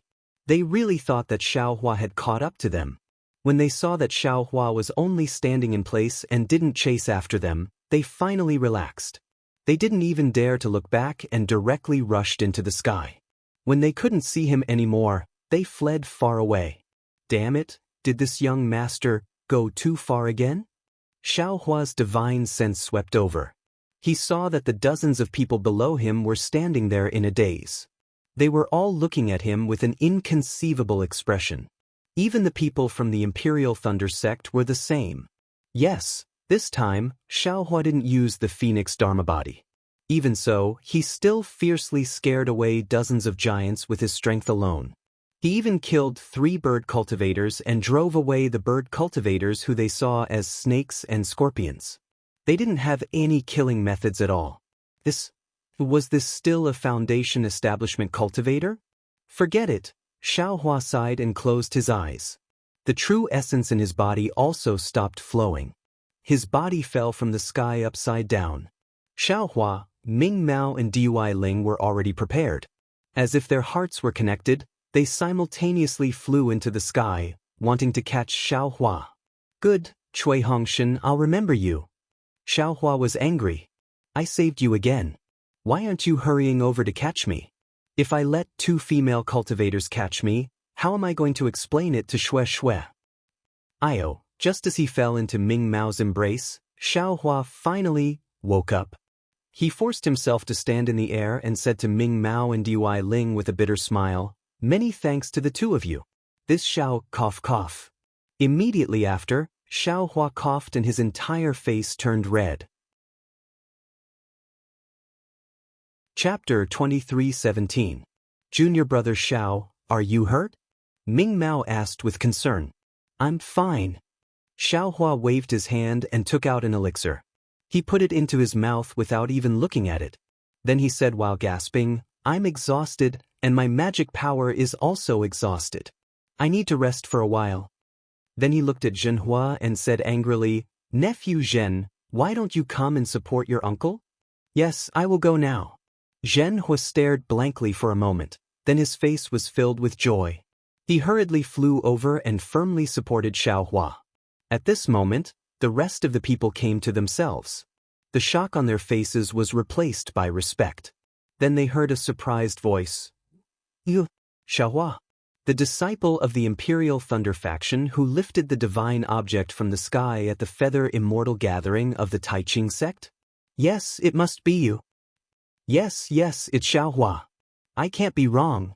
Another cultivator also yelled with elation. I also participated in the Feather Immortal gathering, and I was stunned by fellow Taoist Zhao's divine power. Who would have thought that we would be reunited again after so many years?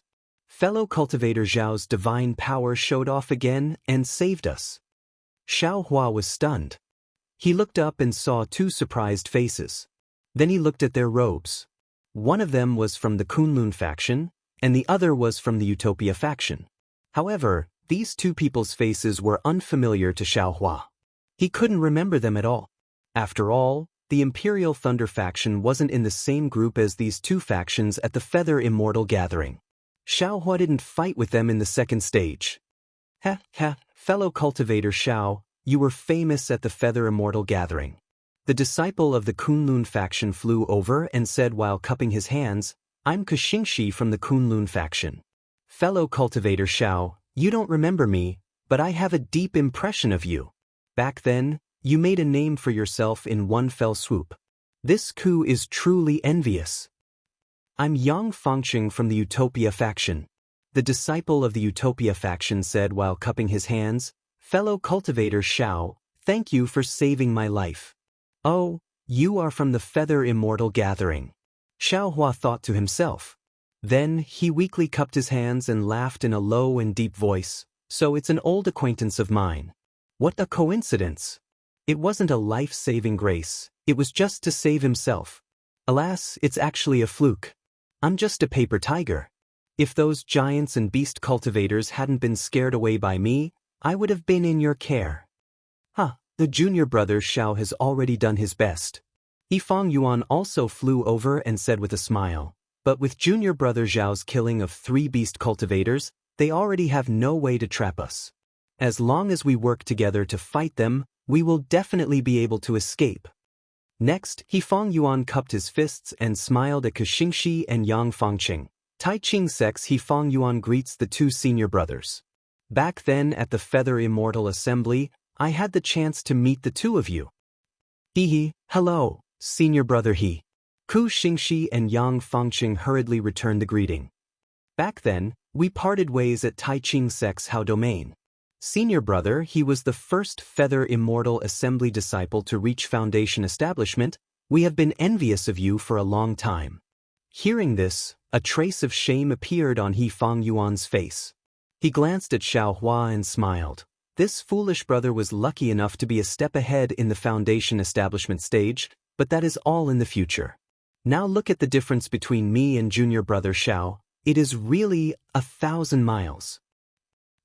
Senior brother He, you should compare yourself to us. Junior brother Xiao has the appearance of a celestial being. Ordinary people can't compare to him. Ku Xingxi laughed loudly. These 3 people were Xiao Hua's old acquaintances. As soon as they met, they were very lively. First, they gathered around Xiao Hua.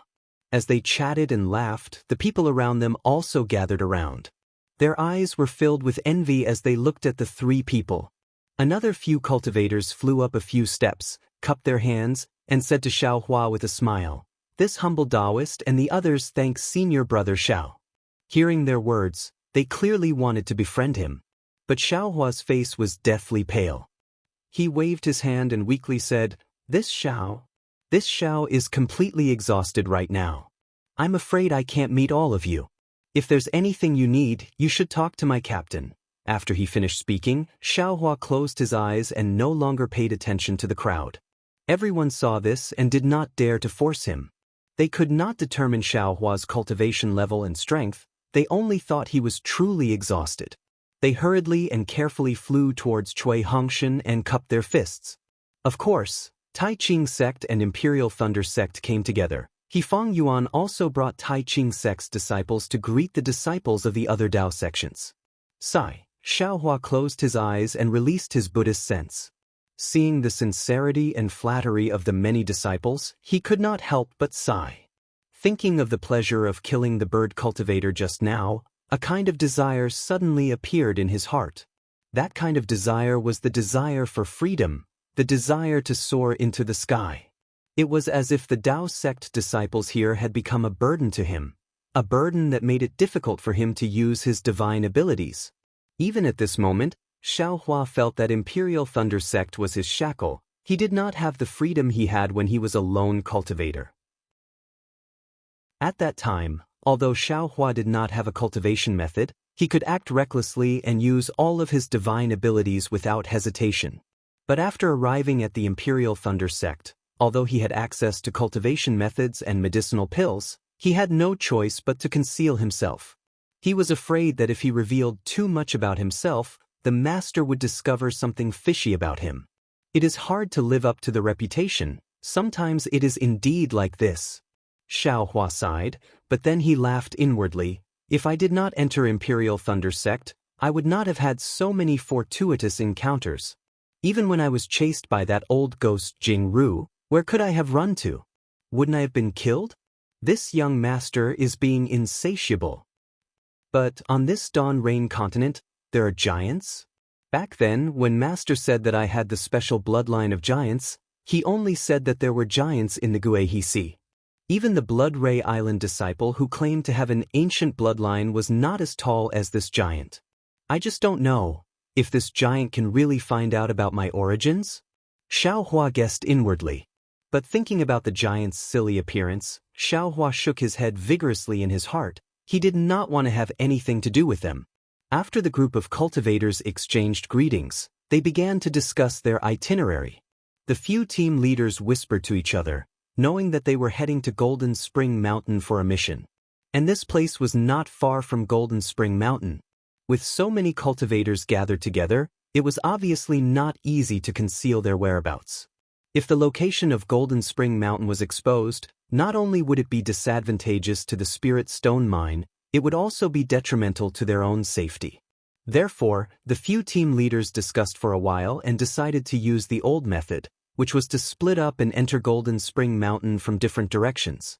Of course, since these few teams had already gathered here, the few team leaders naturally had to exchange messaging charms. They even agreed on the distance between each other to prevent the situation of being surrounded by the bird cultivators and giants again. At this moment, Cui Hongshan's messaging charms were snatched away by the other team leaders. Obviously, they had placed all their hopes on Xiaohua. After the arrangements were made, everyone cupped their hands and released their divine senses. Then, according to the plan just now, they each chose a route and flew up. "Let's go!" Cui Hongshan saw that everyone had left and waved his hand. Zhen Minghui and the others replied in a low voice, but they did not get up. However, Dui Qiming said in a low voice, "Xiaohua's body has not recovered. I'm afraid it's not suitable for him to move now. In my opinion, it's better for him to rest for a while." Cui Hongshan had considered this, but the other apprentices of the Kunlun sect and the Utopia faction all wanted to leave this place as soon as possible. Cui Hongshan also felt a little nervous. He wanted to take Xiao Huafei with him for a while before stopping to rest. "It's better for us to leave first." Cui Hongshan thought for a while and said, "The beast cultivator and the giant have just been defeated here. Who knows, they might come back. Xiaohua was very brave just now. I'm afraid he won't be able to fight now. If we stay here, we'll be the prey of the beast cultivator and the giant. It's really unwise. Moreover, the 10 people of my Imperial Thunder Sect's first small team are still here. I want to quickly bring you all into Golden Spring Mountain. This way I can be at ease." Cui Hongshan's words were very selfless. If others heard it, they would definitely feel that he didn't care about his own junior brother's injury and only cared about everyone's life and death. Xiao Hua could naturally hear it. He was slightly angry in his heart and secretly said, "If it wasn't for me, I'm afraid your wish would have been strangled to death by the sword cultivator." But after thinking for a while, wasn't this also his own wish? Moreover, if the beast cultivator was really at a loss and the group of people came back, should he attack or not? Forget it. Xiao Hua sighed, opened his eyes and said in a low voice, "I'm fine. I'll listen to fellow Cui. Let Zhenhua support me at the end." But Dui Qiming nodded. She knew that the soul of the entire small team was Xiao Hua. If he really wanted to rest, then he must rest. Cui Hongshan and Zhen Minghui's hearts were no longer at a loss. They looked at each other and Zhen Minghui said with a smile, "I'll lead the way. Captain Cui will bring up the rear." "And that's fine too." Cui Hongshan slightly hesitated before agreeing. After waiting for everyone to fly, Xiaohua also flew up with Zhenhua. Cui Hongshan urged his magic power and flew behind Xiaohua. "Fellow Cui, let me ask you a question." Xiaohua didn't turn his head and asked in a low voice. "Speak less." Cui Hongshan said coldly, "Master always said that you have a lot of questions and don't do proper work. Sure enough, it's true. Last time, you used a magic treasure and a Dharma body to deal with the sword cultivator. This time, you actually used some divine artifact. Don't you think you have too many tricks up your sleeves? Why do you have the same tone as Master?" Xiaohua sneered, "If I didn't use the wishful rod, do you think those giants would be scared away?" "Wishful rod? That's a good name." Cui Hongshan nodded and said, "Is that the thing you obtained at the Feather Immortal Assembly?"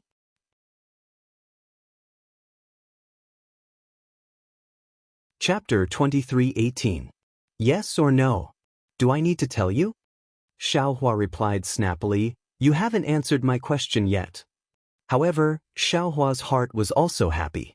Wishful Staff, this name was really easy to come up with. It was a gift from the heavens. He didn't say it out loud, but it actually sounded good. You haven't said what the question is. How can I answer? Cui Hongshan replied bluntly. It was none other than Zhenhua, who couldn't help but laugh. I'm scared, Zhenhua whispered. I'm scared that the giant will come again. You're that scared? Why don't you show me how scared you are? If you're scared and don't come out, I'll drag you to the giant 20 miles away. Xiaohua scolded. You're so young and you haven't learned anything. You only know how to lie. Yes, Zhenhua said in panic. I was wrong. Uncle Xiao, don't be angry. Tisuke, why are you venting your anger on a child? Cui Hongshan couldn't figure out whether Xiaohua was scolding him or not. He could only reply, how do you know there's a giant 20 miles away? I remember Master said that you used the jade Kirin fruit to stimulate your divine sense. There's no reason for your divine sense to be farther than mine. Why should I tell you the reason? I'm lying, okay? Xiaohua rolled his eyes. You haven't answered my question yet. What's the question? Cui Hongshan was a little anxious. Those disciples of the Extreme Happiness faction, Kunlun sect, Immortal Ascension sect, and Blue Li sect. How will they be dealt with? Xiaohua asked in a low voice. Cui Hongshan glanced at Zhenhua and said, if we weren't there, who ran away? As long as the disciples of the 4 sects don't investigate, who will know? But these 10 people ran away in front of us. The disciples of the 4 sects didn't dare to cover it up. They could only report it directly. Otherwise, they would also be punished. The fate of these 10 disciples was already decided the moment they ran away. They're bound to die. The 4 sects absolutely can't tolerate them running away when they're fighting, especially with the reinforcements of the Imperial Thunder sect and Tai Ching sect. I understand. Xiaohua's eyes flashed with a trace of sternness. These people really deserve to die. Did they not think about it? We risked our lives to come here, yet they actually hardened their hearts and fled? Alas, the test of life and death is too great. Cui Hongshan sighed. Even I am a little hesitant, let alone them.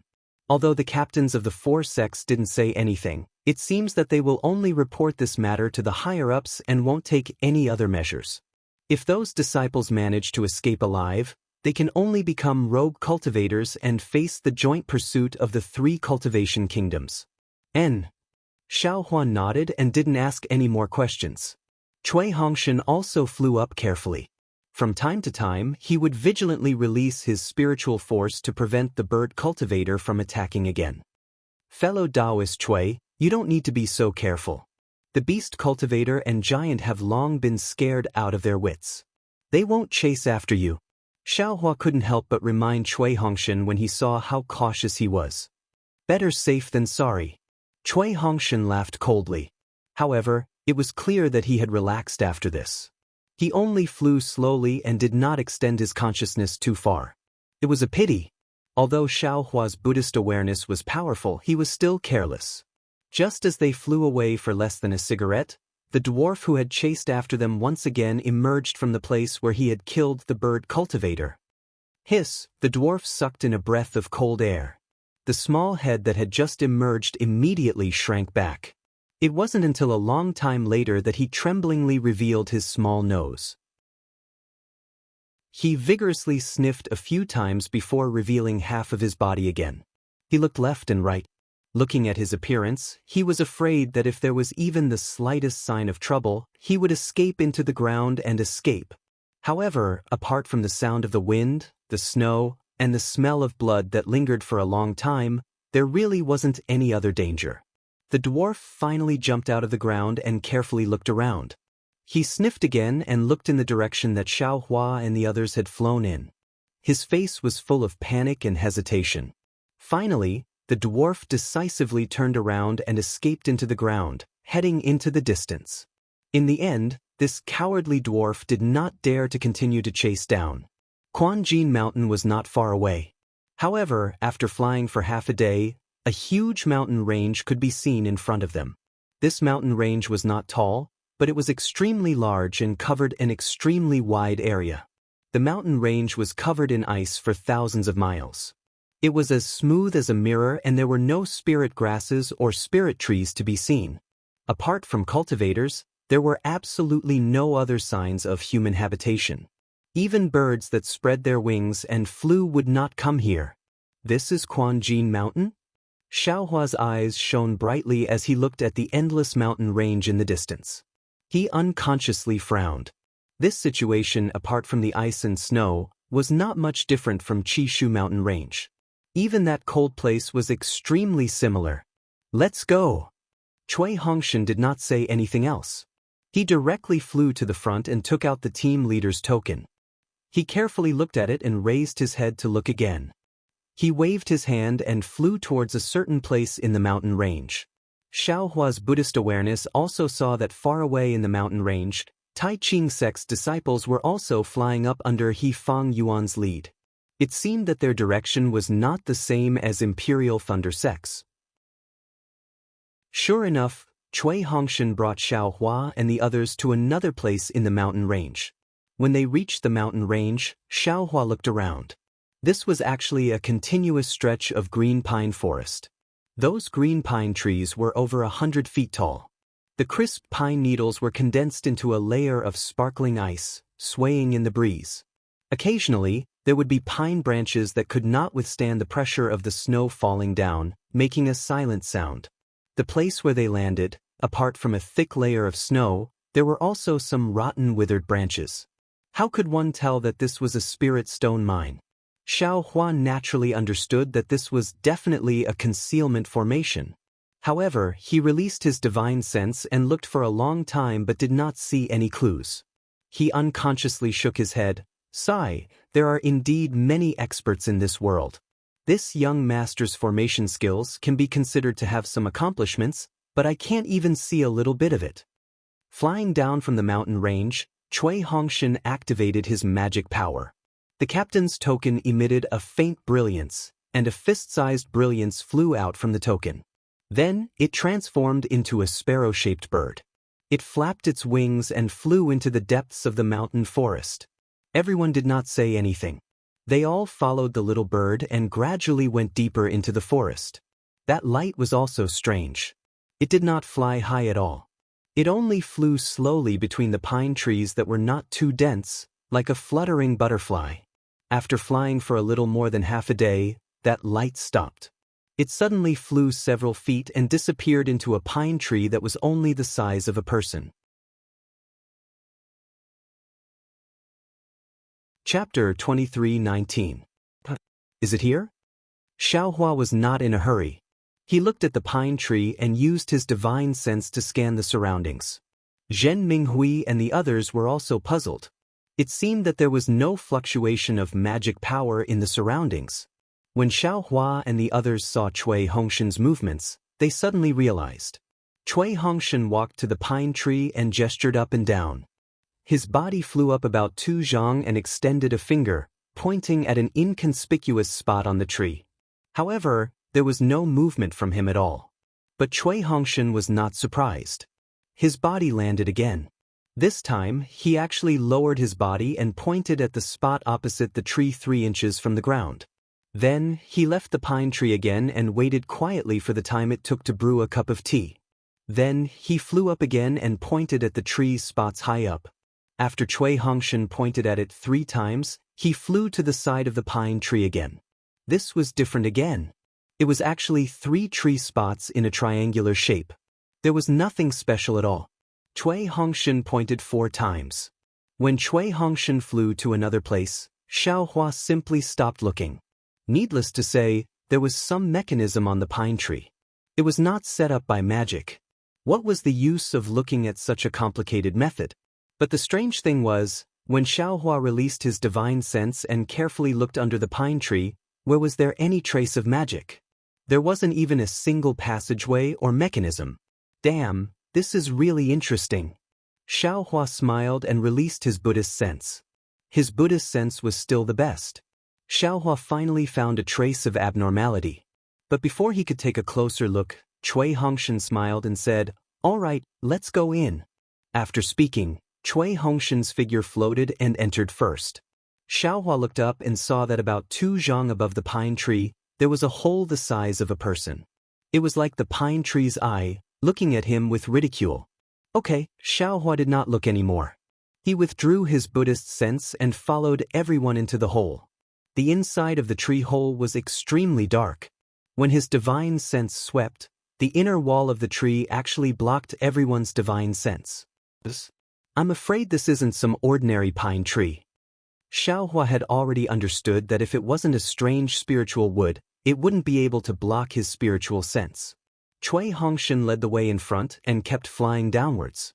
After flying for thousands of feet, or even thousands of feet, a misty brilliance appeared in front of their eyes.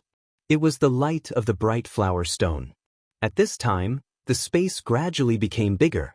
The entire downward passage was actually an inverted loophole. Oh my God, this is incredible! Xiaohua's divine sense slightly swept out. He was just as curious as everyone else. He couldn't help but secretly sigh in his heart. This spirit stone vein is really a secret. It's so deep underground that it's thousands of feet deep. Whose divine sense would be so bored to check under this desolate pine forest? It's no wonder the sword cultivators didn't notice it even though it was so close to Heng country. For you. An indescribably cold voice suddenly emerged from beneath Cui Hongshan's feet. Cui Hongshan immediately stopped descending and looked towards the direction of the voice. He saw that on the stone wall of the tunnel, there was a cave that was half the height of a person. A cultivator dressed in pitch-black clothes was sitting cross-legged there and asked him without raising his head. I'm Cui Hongshan, the captain of the Imperial Thunder Sect's first team. I'm leading my team of 10 people to Mount Quanjin to support the fellow cultivators from Sky Patrol City. Cui Hongshan saw that it was a cultivator in the middle stage of foundation establishment. He didn't dare to hastily report his name and took out the captain's token. Oh, so it's a fellow cultivator from the Imperial Thunder Sect. That cultivator raised his head. His entire face was covered by a cloak. He stretched out his hand and said, I'm a disciple of Mount Quanjin's Sky Patrol City. I thank the Imperial Thunder Sect for coming to help. In addition, since fellow cultivator Cui can come here, there must be a guide. However, there are rules. Captain Cui, please take out the token and check it. Of course, please. Cui Hongshan handed over the token, and the cultivator took it. He took out a magic weapon that looked like a ruler from his arms. He urged his spiritual power and placed it on the token. A yellow light flashed on the ruler, and it disappeared in the blink of an eye. Then, a thumb-sized ball flew out from the ruler. It paused for a moment, and then flew into Cui Hongshan's token. I, Mount Quanjin's imprint, have entered Captain Cui's token. When this matter is over, Captain Cui can use this imprint to return to Sky Patrol City. Sky Patrol City has nothing but gratitude. The cultivator clapped his hand and the token fell into Cui Hongshan's hand again. Captain Cui, please continue forward. According to the other disciples of Sky Patrol City, your Imperial Thunder Sect's other teams have arrived. The resting room of your Imperial Thunder Sect's disciples is arranged in the northwest area. You can go there with the disciples who welcome you. As for how to defend, how to guard, and how to fight, we'll have to wait for all the disciples to arrive before we can decide. Yes, I understand. Cui Hongshan took the token and kept it in his arms. He cupped his hands and flew down. Xiaohua and the others followed closely behind him. Such a mysterious arrangement and such a deep tunnel, I'm afraid it's not easy to be discovered by a sword cultivator, right? As long as we guard on time, we should be able to complete the task. Facing the enemy is nonsense. Xiaohua laughed in his heart. He believed in his own vision. Even his Buddhist consciousness could not find the underground mineral vein. How could a sword cultivator know? This time, his first team had drawn a good lot. They would definitely not encounter such a dangerous situation like last time. After flying for another 100 feet, everyone's eyes were bright. They had reached the end of the tunnel. This was a space with a radius of several hundred feet. In this space, there were dozens of disciples in Sky Patrol City's city guard uniform. They held celestial devices and other items and were on guard. Before Xiaohua and the others landed, the disciples' divine senses locked onto Xiaohua and the others. When they saw the faces and robes of the Imperial Thunder Sect's disciples, they relaxed slightly. They also wanted to check the tokens. Xiaohua took advantage of this time to look around. He saw that other than the tunnel where he and the others landed, there were 4 to 5 pitch-black holes above the space. It should be a tunnel that led to here from another direction. Sorry, everyone's tokens also need to be checked. After checking Cui Hongshan's captain token, another 9 city guards stepped forward and politely stretched out their hands. Sigh, it's really troublesome. Dui Ling muttered softly. Hee, I'll let this fellow from the Imperial Thunder Sect know. The city guard in front of Dui Ling laughed and said, My Quanjin Mountain is a spirit stone mineral vein. It's not only extremely important to my Sky Patrol city, it's also crucial to the entire war. No matter how careful you are, you can't be too careful. Hee, I was just saying. Dui Ling laughed and took out the token. Xiaohua also took out the token cooperatively and handed it to the city guard. At the same time, he smiled and said, Just now, I saw Tai Ching Sect's captain he arrive first. I wonder where they are arranged? Tai Ching Sect? The city guard checked the token and laughed. I have been on duty this entire time and have not seen any Tai Ching Sect disciples. However, a small team from the Rock Border Sect came in earlier. Oh. Xiaohua raised his brows and said curiously, He Fong Yuan is right in front of us. Could it be that Quanjin Mountain has multiple entrances? Hee, fellow Taoist Xiao will be on duty in a few days, so I won't hide it from fellow Taoist. My Golden Spring Mountain has 8 such entrances, and each entrance has 4 to 6 tunnels that lead to the surface. Does your fellow Taoist from the Tai Ching Sect know where they came from? However, the Tai Ching Sect disciples seem to be arranged in the northwest region. You just have to go in and look for them. Yes, I understand. Xiaohua received the token and nodded in reply. After everyone's tokens were checked, a Qi refinement disciple walked over and respectfully led the way in front, bringing them to the northwest region to rest. Walking out of the space of the entrance, Xiaohua felt his visions suddenly become clear. The first thing he looked at was the top of his head. He saw that although there were no gloomy winter clouds above his head, nor was there any blue sky or white clouds, there was a layer of faint azure. There was a layer of fine light emitting from it, and it did not seem like a cave 10,000 feet below. Moreover, this azure sky above his head was extremely high. It seemed to be several hundred feet high, and there was no feeling of oppression. Xiaohua moved his gaze away from the top of his head and looked in front of him. It was another huge space. This space was not too flat, and there were some ravines and hills. It was somewhat similar to the mountains commonly seen in the country of Xi. What surprised Xiaohua the most was that above these ravines and hills, there were some green and bright colors. It was the color of Xiaoqiao and Xiaohua. It was really more lively than the spring gold mountain pine forest above his head. Looking at the space again, there were already many cultivators. Most of these cultivators were disciples of the Sky Patrol City, and most of these disciples were Qi refinement disciples. There were very few disciples above the Foundation establishment realm. Some of these disciples were in a hurry, flying in the space from a cave on one side of the space to another place. Some disciples seemed to be a little slow, or even slightly limited. As for the Foundation establishment disciples of the Sky Patrol City, they should be the disciples on duty, leading some Qi refinement disciples and cruising at the edge of the space. My goodness, is this the Spirit Stone vein? Xiaohua didn't dare to extend his divine sense too far, and only swept it to the left. The rich and familiar earth-type spiritual energy of heaven and earth filled the entire space. Taking a deep breath, he was able to feel the coolness of the spiritual energy in the air. Seems this task is not as difficult as I thought. Xiaohua thought again, even if I am on duty here, I can still cultivate during normal times. In this place where the spiritual qi of heaven and earth is rich, my cultivation will definitely improve faster. This young master needs a lot of spiritual qi of heaven and earth for cultivation.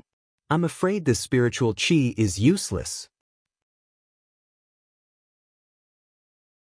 Chapter 23:20. Thinking about it, Xiaohua could not help but feel a little regretful. He looked to the side of the space and saw the cave closest to him. It must be the entrance to the spirit stone vein. Thinking about the piles of spirit stones inside, Xiao Hua's eyes lit up. It was a pity that the Sky Patrol City disciple who led Xiao Hua and the others walked in front. Otherwise, Xiao Hua would have gone forward to ask about the spirit stone vein. The arrival of Xiao Hua and the others did not attract the attention of the Sky Patrol City disciples. It seemed that the number of Path Sect disciples had increased during this period of time.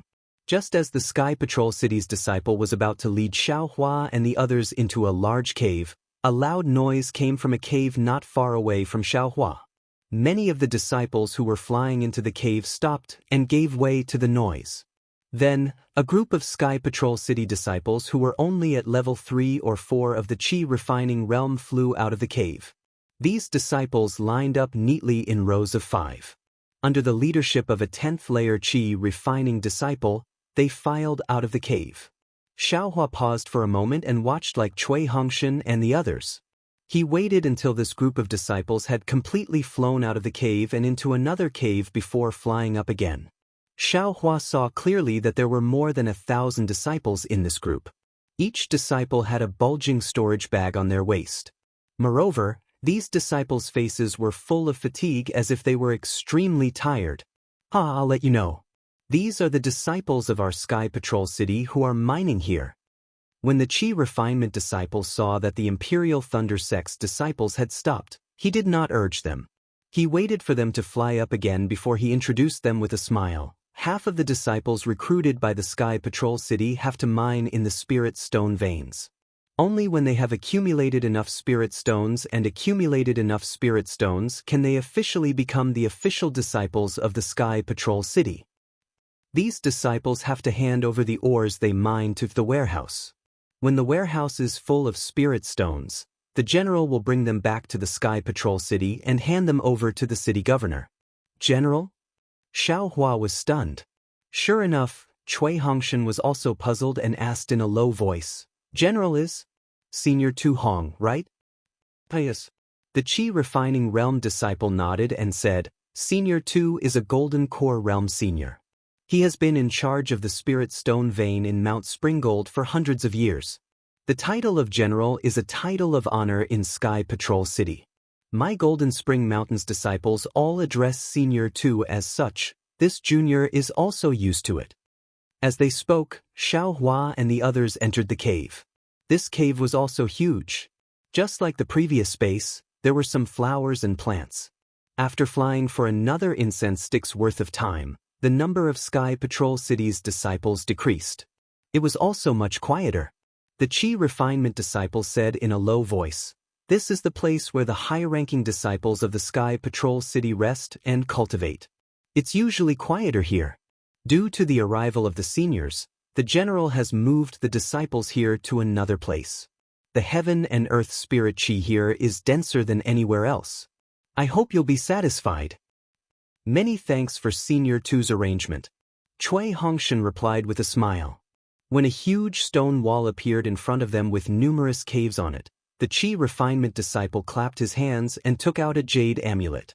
He handed it to Cui Hongshan with both hands and said, Inside each cave are 10 quiet rooms, all of which can be used for cultivation. Captain Cui and the other seniors, please rest for a while. After a few days, when all the seniors who came as reinforcements arrive, the general will definitely receive you all. All right, many thanks. Cui Hongshan took the jade amulet. Also, if there's nothing else, please stay in this quiet room. If you feel bored, you can walk around outside the quiet room. However, please do not fly out of the cave outside. The Qi refinement disciple smiled apologetically and reminded, Our Sky Patrol City has set up many powerful restrictions here.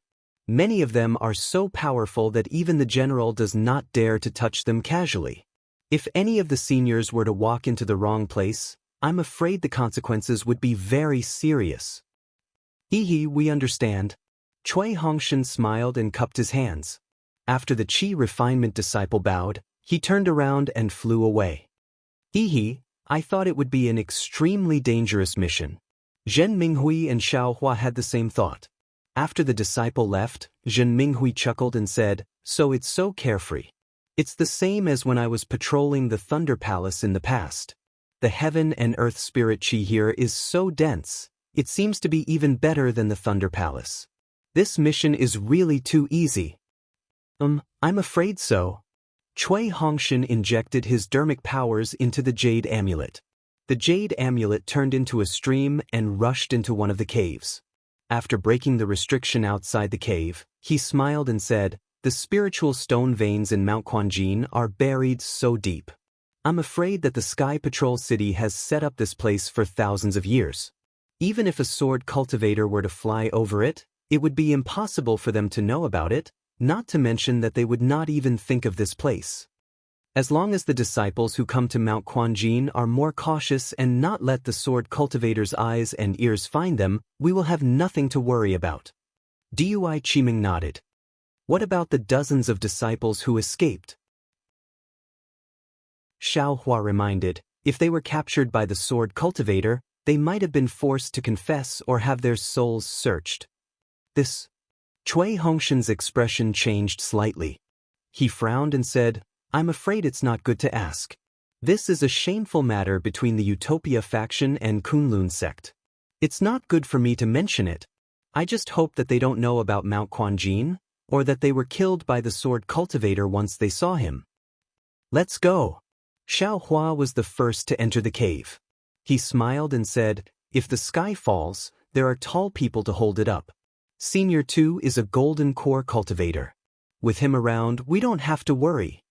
Inside the cave, there were indeed 10 quiet rooms. Xiao Hua and the others each found one. Cui Hongshan and Zhen Minghui discussed together. Dui Qiming and Ming Mao chattered together. Xiao Hua was the first to activate the restriction of the quiet room. Without waiting to sit cross-legged, he took out the wishful rod. The scene of killing the bird cultivator really shocked him. Along the way, he wanted to take it out and take a look. Xiao Hua was a little frustrated and scratched his head. "Grow." Xiao Hua looked at the wishful rod that was less than 2 feet long and shouted in a low voice. With a whoosh, Xiao Hua's hand moved slightly, as if his arm had stretched out. The wishful rod indeed stretched out less than half a foot long. "Ah!" Xiao Hua laughed.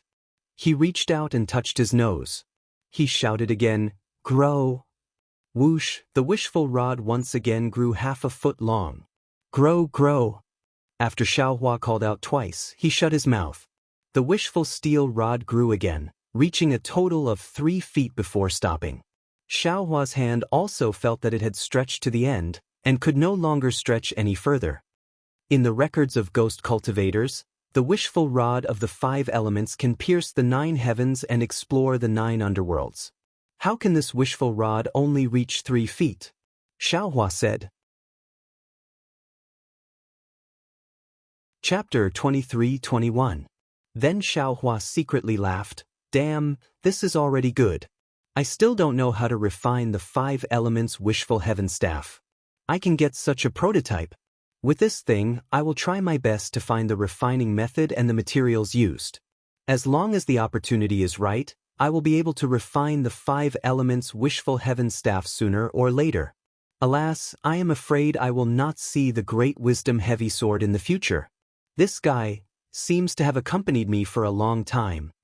Xiao Hua played with the wishful heaven staff technique in the quiet room and shrunk the wishful heaven staff.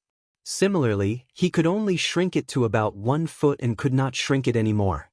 After putting the wishful heaven staff into the space, Xiao Hua looked at the duckling. After these days of recuperation, the duckling was obviously out of danger, just like Goldie. However, her recovery was also very slow, and she still had not woken up. Alas, this space is a bit strange. I don't know how many years these eggs have been here, but why haven't there been any changes? Why can't anything hatch? Xiao Hua swept his gaze over those insect eggs again. He actually had the intention to take these insect eggs into his spirit storage pouch, but then he had another thought. In any case, I have no use for these things. I want to see what exactly is stopping these insect eggs from hatching. Immediately after, Xiao Hua took out the items from the 30 sword cultivators, as well as the 3 storage pouches from the bird cultivators. The sword cultivator's storage pouches were mostly filled with sword slips, spirit stones, and unknown medicinal pills. The bird cultivator's storage pouches had even more spirit stones, as well as some sword slips and medicinal pills. However, the bird cultivator's medicinal pills were very strange. They were as big as chicken eggs and incomparably smelly.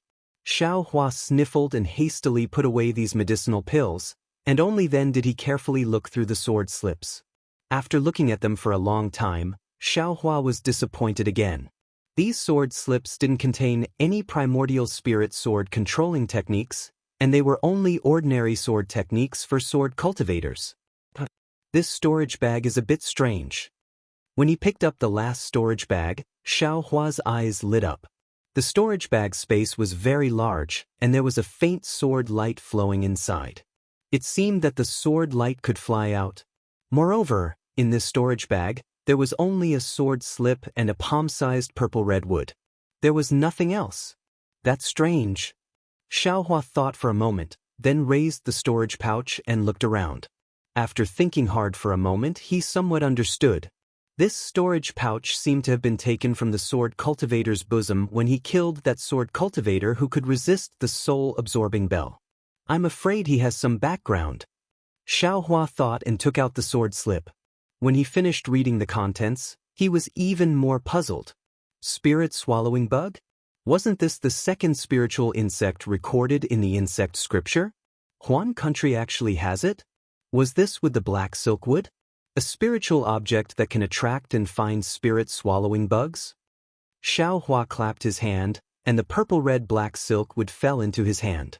Instantly, an extremely fragrant and sweet smell emanated from the black silk wood, and it instantly filled the entire room. That sweet fragrance entered Xiao Hua's nose and mouth, and a feeling of laziness emerged in his mind. The soul thread in the mysterious dark cloud suddenly jumped, as if it had taken some elixir to refresh its mind. It jumped violently, and a powerful fluctuation spread out from within the dark cloud. My goodness, this is... Xiao Hua was stunned at first, and then he was overjoyed. This was obviously something used by the soul cultivation method. Without the slightest hesitation, Xiao Hua released his soul strands, which wrapped around the entire black silkwood. When the black silkwood entered the dark clouds with the soul strands, Xiao Hua clearly sensed that the rich fragrance of the black silkwood filled the entire sky. His strand of primordial spirit happily flew along with the fluctuations in the sky. As it flew, his primordial spirit visibly grew stronger, and slowly rose higher. Wonderful! Xiao Hua withdrew his primordial spirit and was really happy. Needless to say, sword cultivators and soul cultivators had fought for so long, so they must have a lot of things used by soul cultivators. Xiao Hua wanted to improve his soul cultivation, so killing sword cultivators was a shortcut. The Chestnut Valley recorded in the sword slip must be the place where the spirit-swallowing bugs are. If I have time, I can go there and see if I can get the larvae of the spirit-swallowing bugs. If I don't have time, then I'd better not go.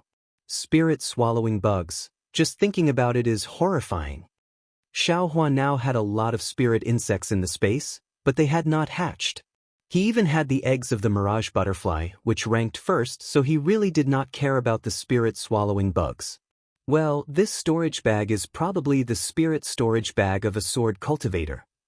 Xiao Hua realized something and threw the storage bag into the space. Then, he erased the primordial spirits of all the flying swords and put them into another storage bag. The quality of these flying swords was ordinary, not as good as the previous green sword. Xiao Hua did not care about them. He would wait until he returned to the Sky Patrol City and exchange them for spirit stones and other things. Then, Xiao Hua took out the sword slip of the bird cultivator. The 3 sword slips of the bird cultivator recorded the same thing. In addition to the method of integrating the spirit birds into the body, there was also the elixir formula for the bird cultivator to take. Xiao Hua just looked at the method of integrating the spirit birds into the body and then focused on the elixir formula. The elixir formula of the bird cultivator was very different from the elixir formula of the Taoist sect. It did not use spiritual herbs to refine the elixir, but the inner core of spirit beasts and the flesh of spirit beasts.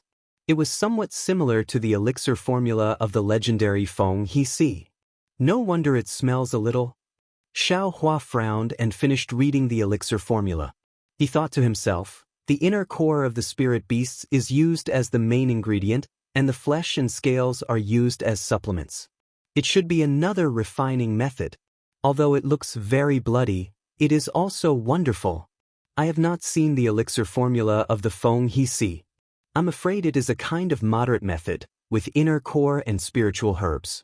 However, the inner core of the beast cultivator can not only improve the cultivation, but also strengthen the body according to their secret method.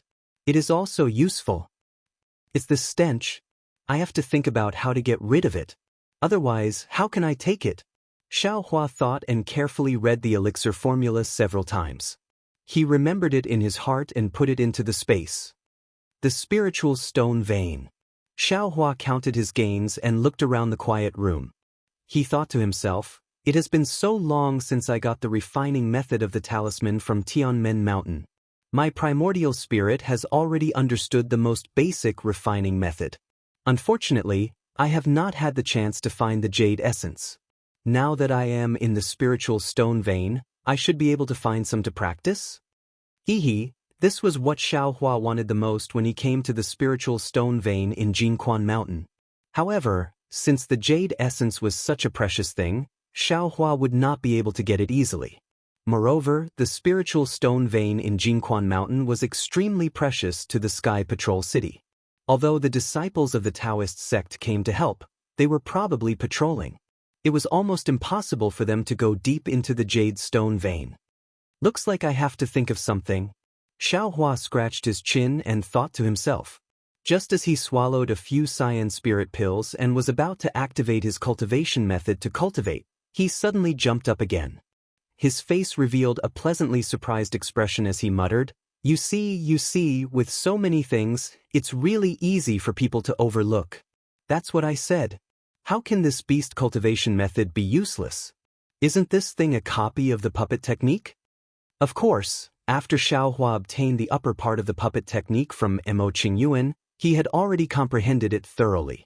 He already knew the basic puppet repair technique and even knew the material of the puppet. However, these were all the basics.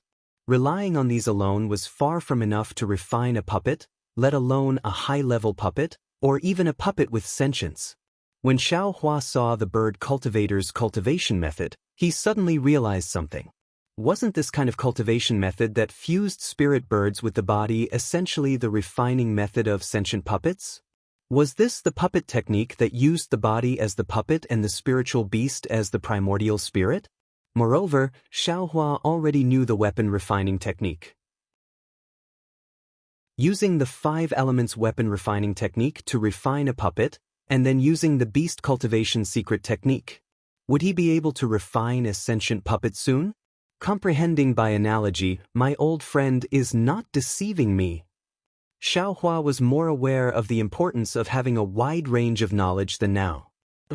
Mo Qingyan, this bastard, actually used the lower part of the puppet technique as bait to make this young master go find him. Isn't he at the extreme north of the Dawn Rain continent with the Huan country? His so-called puppet sect is probably just some cultivation method and secret technique that he obtained from the beast cultivation method, and then used it to suit the Dao sect's cultivators. This young master has also found the trick now, so who would pay attention to him? Xiao Hua thought to himself. If this place was the weapon refining technique, or if Xiao Hua had the materials to refine a puppet, he would definitely ignite the earth fire and other materials without hesitation to practice the inspiration he had just now. Unfortunately, this was a quiet room, and the materials to refine a puppet were also difficult to find. Xiao Hua could only understand all the details and forcefully suppress his excitement. Only then did he sit down cross-legged, consume the azure spirit pill, and use the immortal body bestowment technique. He did his best to absorb the rich earth spirit chi of heaven and earth, and even refined the earth crystal Yao milk in his meridians. Gradually, he entered the ethereal realm. In the blink of an eye, 3 days had passed, and no one came to disturb Xiao Hua's cultivation. Naturally, Xiaohua was also happy to be free. However, no one disturbed Xiaohua, but that didn't mean that there was nothing. On the afternoon of the third day, the disciples of Jinshan Quanshan came to look for the Imperial Thunder Sect's disciples. They said that all the Dao Sect's disciples who came to support had arrived, and Tu Hong invited the representatives of the various sects to meet them. Because there were too many disciples who came to support this time, no matter how many small teams came or how many people came, each sect only invited 3 disciples to be their representatives. Only Cui Hongshan's first small team from the Imperial Thunder Sect came to Jinshan Quanshan, so they didn't have to worry about which small team's disciples or leaders to go. They only needed to send 3 people. Cui Hongshan and Zhen Minghui were naturally the 2 candidates, and according to Zhen Minghui's thoughts, the third must be Xiaohua. Hearing Zhen Minghui's suggestion, Cui Hongshan immediately rejected it. Chapter 23-22. No one understood Xiaohua better than Cui Hongshan. Xiaohua was the kind of person who was too lazy to entertain others. He would rather hide at the side and cultivate than to make friends with other cultivators. Since Cui Hongshan objected, Zhen Minghui did not say anything more. Other than Xiaohua, the most suitable candidate was Dui Qimeng. Firstly, she was a female cultivator. Secondly, she was a disciple of Lightning Palace. She would follow Cui Hongshan and Zhen Minghui and would be the representative of Lightning Palace in the first team. Thus, Cui Hongshan and the rest did not inform Xiaohua and followed the disciple of Golden Spring Mountain to Tu Hong's reception area. Tu Hong was a Jindan stage cultivator, and he was also one of the warlords of the Golden Spring Mountain. Even though it wasn't as majestic as a sect's guest hall, it was still far from what an ordinary cultivator's guest hall could compare with. This was an oval-shaped space that was a few hundred feet in size. There were thick yellow pillars that even a few cultivators would not be able to hug all of them. The pillars were engraved with complicated runes that were connected to the runes on the ground and ceiling of the space. There was a faint fluctuation of magic power. However, if one used their divine sense to scan it, they would not be able to find any trace of it. The pillars were extremely tall, at least 100 feet. The top of the pillars was similarly blue in color, like the clear blue sky. The white clouds in the blue sky were connected to each other. This was the complicated runes. In the gaps of the runes, there were hundreds and thousands of bright flower stones embedded in them, illuminating the entire space. It was no different from the clear sky. Below the walls of the space and on the ground, there were huge spiritual grasses or extremely tall spiritual trees planted from time to time. The fragrance of the spiritual grasses and the branches and leaves of the spiritual trees swayed in the wind. At first glance, no one would think that the space was underground. Cui Hongshan was also from a cultivator family and was quite knowledgeable. Following the disciple of Golden Spring Mountain into the reception area, he did not use his divine sense to scan the place. Instead, he used his eyes to think about the ravines and plants outside. He knew that General Tu Hong, who he had only heard of and had never met before, was a senior with good taste, who knew how to enjoy life, and even had some elegance. Hongshan, this reception area is so big. It should be able to accommodate all the disciples, right? Why is there a need to send only 3 people each? Dui Qimeng's eyes shifted as she transmitted a message in a low voice. Cui Hongshan had long noticed that some disciples from other sects had already arrived. They were standing right in front of the hall, and in front of them was a jade table that was half the height of a person. On top of the table was a square vessel with more than a dozen token arrows inserted into it. Behind the table was a jade chair. Cui Hongshan narrowed his eyes and transmitted his voice. Senior Tu Hong is a gold core cultivator, and we are merely juniors.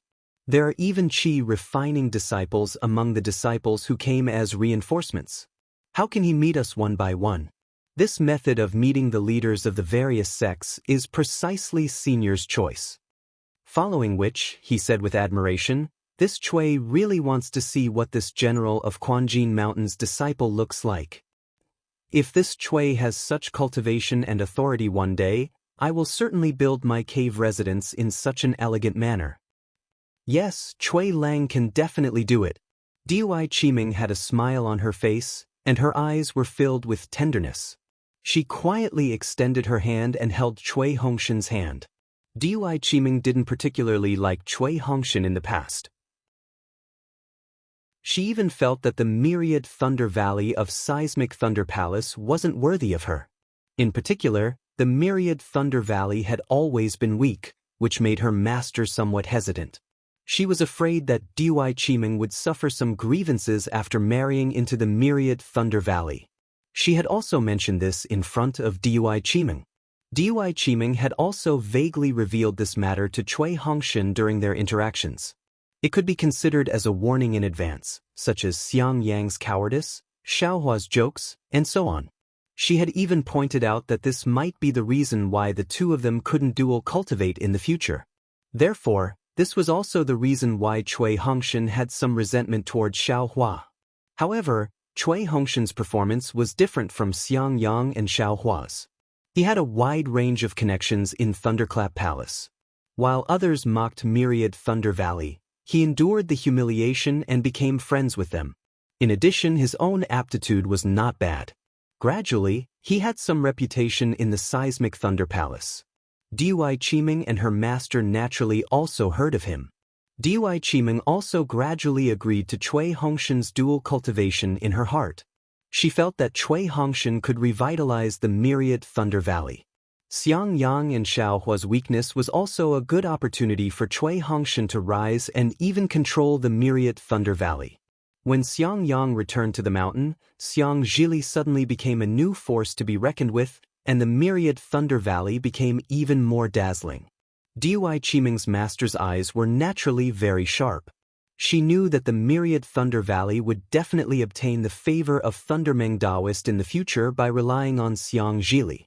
This was the best time for her to become friends with the myriad Thunder Valley. In addition, the myriad Thunder Valley had promised Dui Qiming a mysterious betrothal gift that could allow Dui Qiming to attain a gold core. She naturally agreed to Dui Qiming marrying the myriad Thunder Valley. Unfortunately, things didn't go according to the person. At this crucial moment, a great sword battle appeared. It completely messed up the dual cultivation ceremony that the two had planned long ago. Just as Dui Qiming's heart was in a mess, she unexpectedly discovered that Cui Hongshan, who she thought highly of before, had unexpectedly exceeded her expectations. He had actually placed her in the same small team as him, and moreover, it was the first small team of the Imperial Thunder sect. Her heart, which was already in love with him, became even sweeter than honey. She knew that she had entrusted herself to a great husband, who far exceeded her expectations. Naturally, the sudden changes in the situation and the rise of strange peaks exceeded her expectations. It was the most inconceivable thing she had ever encountered since she became sensible. The joke that the myriad Thunder Valley was ridiculed by others was actually not a joke, but a true legend. An early-stage foundation establishment cultivator whose cultivation was comparable to a gold core was precisely capable of turning the entire Seismic Thunder Palace into a joke. With a fierce person like Xiaohua in the myriad Thunder Valley, would they still be bullied by the other disciples of the Seismic Thunder Palace? If he didn't bully other disciples, they would be secretly happy. Of course, Dui Qiming naturally also considered for her sweetheart. With Xiaohua, how would Cui Hongshan stand out in the myriad Thunder Valley? However, if Xiaohua's cultivation was at the middle stage of foundation establishment, Dui Qiming would still consider it. Unfortunately, Xiaohua's cultivation was comparable to the late stage of foundation establishment, which was close to the early stage of gold core. This was a helpless cultivation. He was simply not on the same level as Cui Hongshan. Dui Qiming only pondered for a moment before giving up. The two of them simply weren't on the same path. What puzzled Dui Qiming the most was that with Xiaohua's cultivation, why was he so secretive? He didn't even know about helplessness. Of course, Cui Hongshan was still dazzling in the myriad Thunder Valley even though Xiaohua had concealed it. What made Dui Qiming feel the most at ease was Xiaohua's attitude towards Cui Hongshan. She knew very well that the filth between the two of them was precisely because of Xiaohua's narrow-mindedness. Dui Qiming was a woman, And she was very clear. Xiaohua treated Cui Hongshan as a fellow disciple. Otherwise, not to mention rescuing them from the hands of the sword cultivators, even if he killed them all, who would know? Xiaohua gave them a lot of pills and flying swords without the slightest bit of stinginess. Chapter 23:23. What was the reason for a narrow-minded person like Xiaohua to not be stingy? Dui Qiming also understood that Xiaohua definitely had more things in his hands. That was the storage pouches of dozens of sword cultivators. The things inside were unimaginable. Who did this belong to? Xiaohua couldn't finish using it. If he couldn't use it, then it must belong to Myriad Thunder Valley. How many people were there in Myriad Thunder Valley? How much could Dui Qiming and Cui Hongshan get? It went without saying. What Dui Qiming admired the most was that Cui Hongshan's attitude towards Xiaohua was still magnanimous and neither haughty nor humble. Magnanimous because he tolerated Xiaohua's little temper, as if Xiaohua didn't reveal his cultivation. Neither haughty nor humble because Cui Hongshan still had the face of a senior brother. He didn't call himself junior brother just because Xiaohua's cultivation was much higher than his. Wasn't this Cui Hongshan, who didn't feel joy from external gains and was extremely refined and gentlemanly, the perfect partner in Dui Qiming's heart? Feeling Dui Qiming's tenderness, Cui Hongshan's heart felt sweet. It seemed that all the grievances he had suffered and everything he had done before had been repaid. He unconsciously clenched his fist. This clench was far beyond any other action. It was the charm of two hearts touching. Cui, Captain Cui, these are spirit stones. Zhen Minghui naturally turned a blind eye to the two's intimacy. However, when he walked past a stone pillar and accidentally touched it with his hand, he couldn't help but exclaim in astonishment. What? Spirit stones? Senior brother Minghui, you said, this entire stone pillar is made of spirit stones? Hearing this, Cui Hongshan and Dui Qiming were greatly shocked. The two let go of their hands and raised their heads at the same time, looking at that extremely tall and thick stone pillar with an inconceivable gaze. It wasn't that Cui Hongshan and Dui Qiming had never seen spirit stones before. It wasn't that they hadn't thought of thousands of spirit stones appearing in this spirit stone mine. However, such a thick crystal pillar of spirit stones was erected here as a pillar. This kind of extravagance was something they had never dreamt of even in their dreams. This is a supreme-grade spirit stone? Dui Qiming moved her eyes over and scanned it with her divine sense. However, that divine sense was blocked by the runes outside of the crystal pillar. Impossible! Cui Hongshan shook his head. This should be the low-grade spirit stones left behind after Golden Spring Mountain excavated the spirit stone vein. Hee, I'll let Captain Cui know. This is a real top-grade spirit stone. The Quanjin Mountain Qi refinement disciple who had been leading the way and had not spoken a single word could not help but correct Cui Hongshan's self-righteousness. It's not just here, there are more in other places of my Quanjin Mountain. Ah? Top-grade spirit stones. How many are there in this hall? Cui Hongshan's face flashed with extreme embarrassment, which was immediately covered up by shock. His eyes swept across the hall. There were probably dozens or even hundreds of such large stone pillars in the hall. If they were all top-grade spirit stones, then how many would there be? It was simply enough to buy the entire Cui family, right? Hee, I'll let Captain Cui know. I've counted them before, and it's exactly 81. That aura refining disciple couldn't help but show off. Moreover, I've heard the general occasionally mention that this is precisely the crystal pillar of some great formation. I understand now. Cui Hongshan nodded slightly, and his face returned to normal. He smiled and said, the Sky Patrol City is indeed generous. They've really put in a lot of effort for this spirit stone vein. Seeing Cui Hongshan's calm expression, that aura-refining disciple was actually a little disappointed. Thinking of the first time he saw so many top-grade spirit stones, he couldn't calm down even after dozens of days. The aura-refining disciple led Cui Hongshan and the other two to the table. When they were about a dozen feet away from the table, the aura-refining disciple stopped. He bowed and said, Captain Chui, these are the seats for your esteemed group's disciples.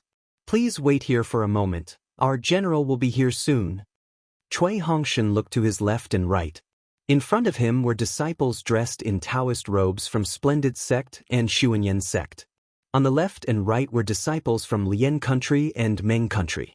Knowing that this seat was arranged by Golden Spring Mountain, he cupped his hands and said, Thank you, fellow cultivator. After that aura-refining disciple left, Chui Hongshan and the others stood quietly with their eyes slightly closed, waiting for Tu Hong's arrival. After a few minutes, there was another series of footsteps.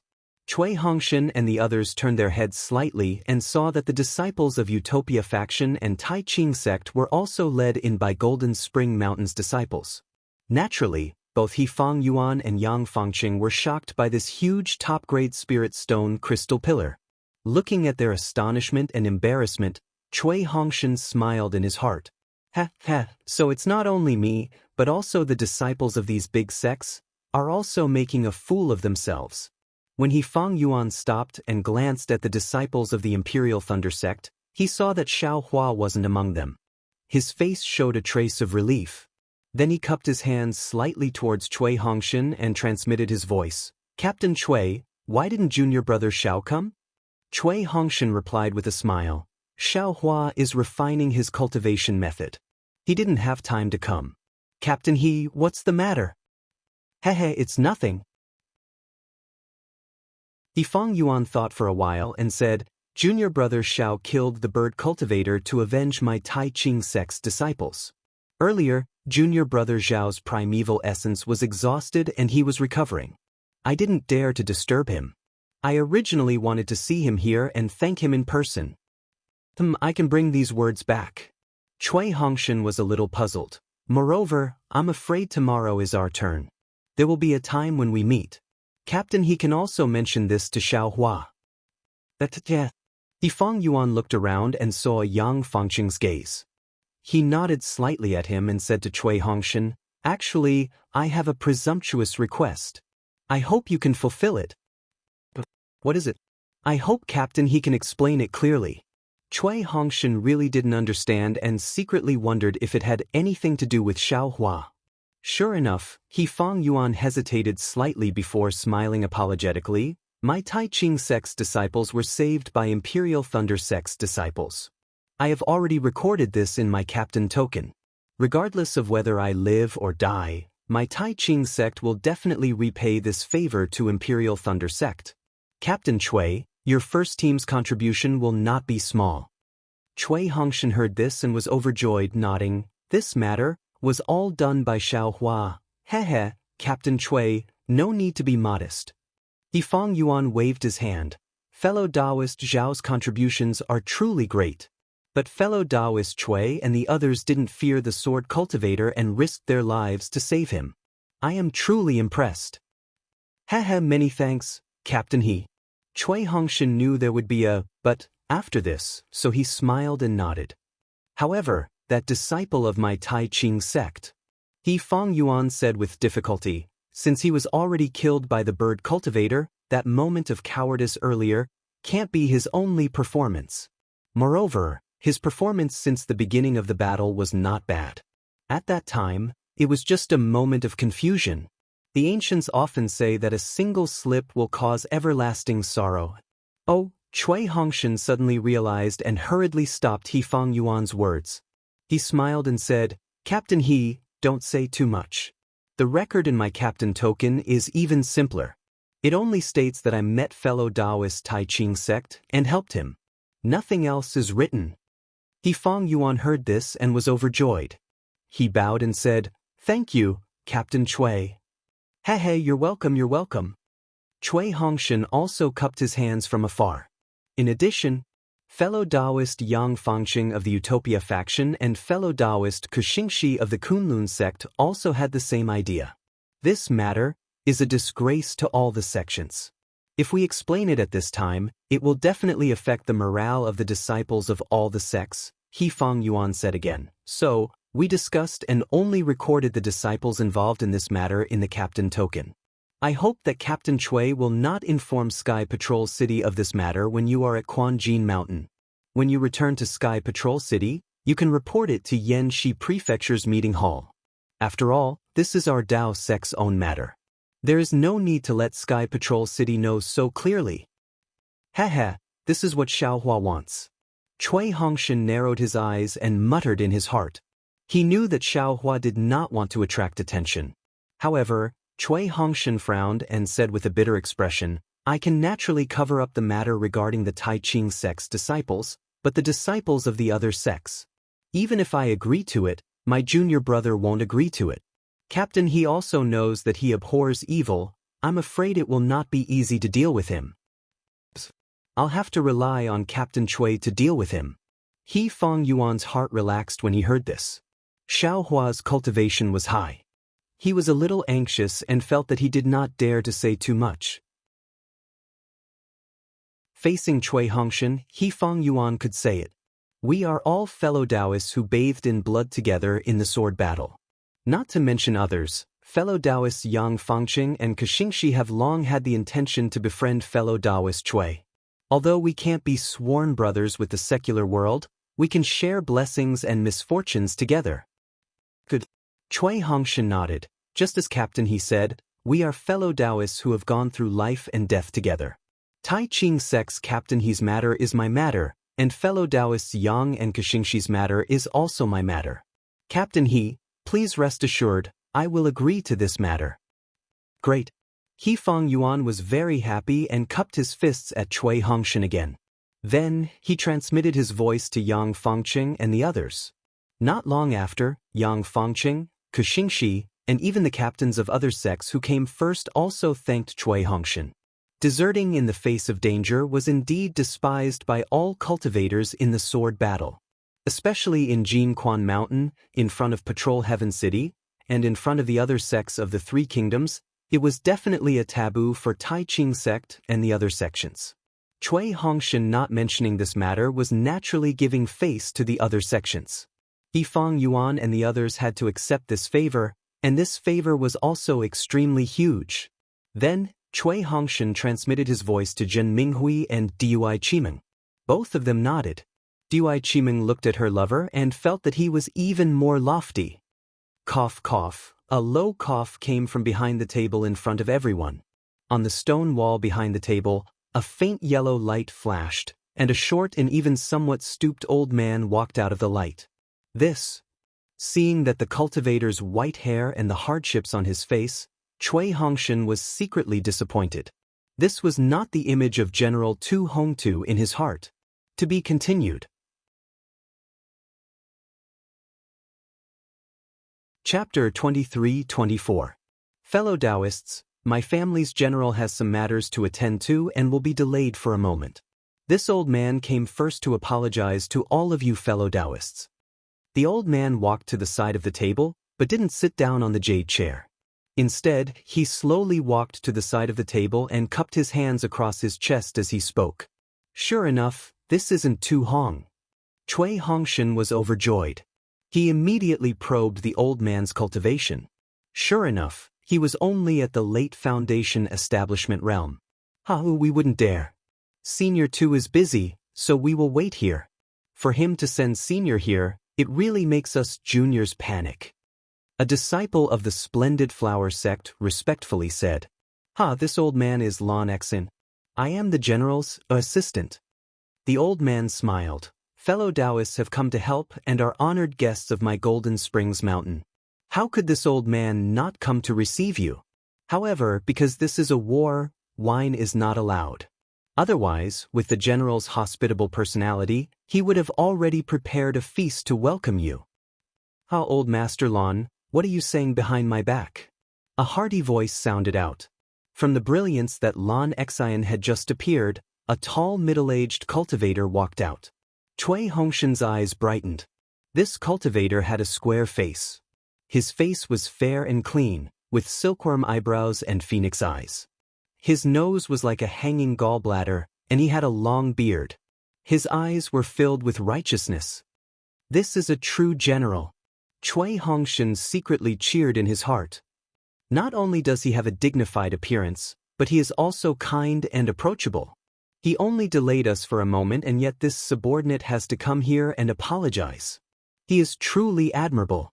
Looking at Tu Hong's body, he wasn't wearing an ordinary Taoist robe, but a soft armor that protected his vest. The valiant aura of this armor accentuated his scholarly elegance, making him stand out from the masses. General, how could this old man dare to speak ill of the general? I was only casually chatting with fellow Taoists. As Lan Xian spoke, she turned to the cultivators and nodded with a smile. But at this time, Lan Xian's eyes swept over the disciples of the Imperial Thunder Sect and saw the smiling Dui Chimen. Lan Xian's eyebrows shot up, her eyes flashing with amazement. But then she turned to look at Tu Hong. As Tu Hong saw Lan Xian's gaze, he was also startled. Following her gaze, he naturally saw Dui Chimen. Tu Hong's pupils suddenly widened, then returned to normal. Even the expression on his face changed slightly. Old Master Lan, have you seen the fellow Taoists from the various sects who came to reinforce us? Tu Hong was still smiling as he asked. His gaze left Dui Chiming and gently swept across the disciples of the other sects. All right, I'll let the general know that I haven't had the chance to get to know each and every one of you. Lan Xian also regained her composure. She bowed and said, this old woman didn't think that the High General would arrive so quickly. And all of you are my Jin Quan Mountain's guests. They risked their lives to come here. How can this old man treat them badly? There's no need to mention other trivial matters. As Tu Hong spoke, he cupped his hands across his chest and said, this old man is Tu Hong, the guard of my Sky Patrol City at Jin Quan Mountain. Fellow Taoists have come to my Jin Quan Mountain for many days, but this old man has not seen any of you, so I feel very uneasy. I ask that fellow Taoists be magnanimous and forgive me. We greet Senior Tu. The cultivators didn't dare to be negligent. They all bowed in respect. Do you think this old man is old? Tu Hong stretched out his hand and stroked his 5 strands of beard. He smiled and said, it looks like this old man will have to call himself Tu. Senior Tu is truly approachable. A captain of the Black Sky sect smiled and said, your appearance is similar to this junior's senior apprentice brother. If senior wasn't a golden core cultivator, then this junior would have called you senior apprentice brother. Lan Xian also smiled and said, the High General has eaten the youth-preserving herb, so your appearance will never change. In addition, your hot-bloodedness has ensured the safety of my Jin Quan Mountain. That is something this old man cannot do. That's enough. Tu Hong waved his hand and sat down on a jade chair. He smiled and said, the greetings are over. Fellow Taoists, please tell me about the situation from Sky Patrol City.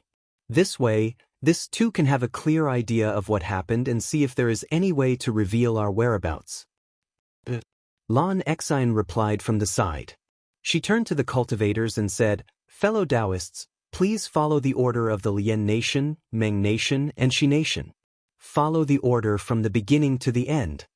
Thus, the disciples of the various sects followed Lan Xian's instructions. One by one, they began to recount what happened after they left Sky Patrol City's transmission array. As for Tu Hong, he sat upright on his jade chair, his expression solemn. He no longer had the playful smile from before. His eyes shined as he listened, and from time to time, he would interject and ask a few questions. It's a bit troublesome. Cui Hongshan heard the disciples of the various sects say that they had encountered different sword cultivators. They had fought life and death battles, and there had been some casualties. Moreover, the cultivation of these sword cultivators wasn't too high. Cui Hongshan suddenly realized that they had encountered dozens of swordsmen. That was definitely not something that the 10 disciples of the Imperial Thunder sect could deal with. If this matter were to spread out, Xiao Hua would definitely become famous in one fell swoop. But that bastard concealed his cultivation, wasn't it because he didn't want others to know? Last time at Chicken Crow Mountain, he also clearly said not to mention his cultivation. Cui Hongshan said with a faint feeling of jealousy. However, after he heard He Fang Yuan and Yang Fangqing's words, he had a plan in his heart. What these two people said was the same as what they had discussed before. They only said that they had encountered a beast cultivator at the end, and at the critical moment of being besieged, the Imperial Thunder Sect disciples had come to help. They didn't mention any disciples that had escaped. Since others had concealed it, he could certainly conceal it. When Cui Hongshan reported, he clearly stated the route he had taken, as well as the sword cultivators and beast cultivators he had encountered. However, the cultivation and number of sword cultivators had shrunk. Tu Hong also nodded as he listened. After Cui Hongshan finished, he said, "In a great battle of the sword path, our Dao Sect's cultivators should work together to resist the enemy. This time, Imperial Thunder Sect came to help our Jin Quan Mountain Spirit Stone Mine. They had done well in this matter. When the other sect's disciples were in danger, they stepped forward despite the difficulties and risked their lives. They should be rewarded." Then he looked at the others and said, "I would like to report this to Sky Patrol City and award Jin Quan Mountain's first great merit to Imperial Thunder Sect's first team. Does anyone have any objections?" "My Tai Ching sect supports it." He Fong Yuan was the first to raise his hand without hesitation. Yang Fangqing, Kuxingxi and the rest also agreed. The other cultivators looked at each other helplessly.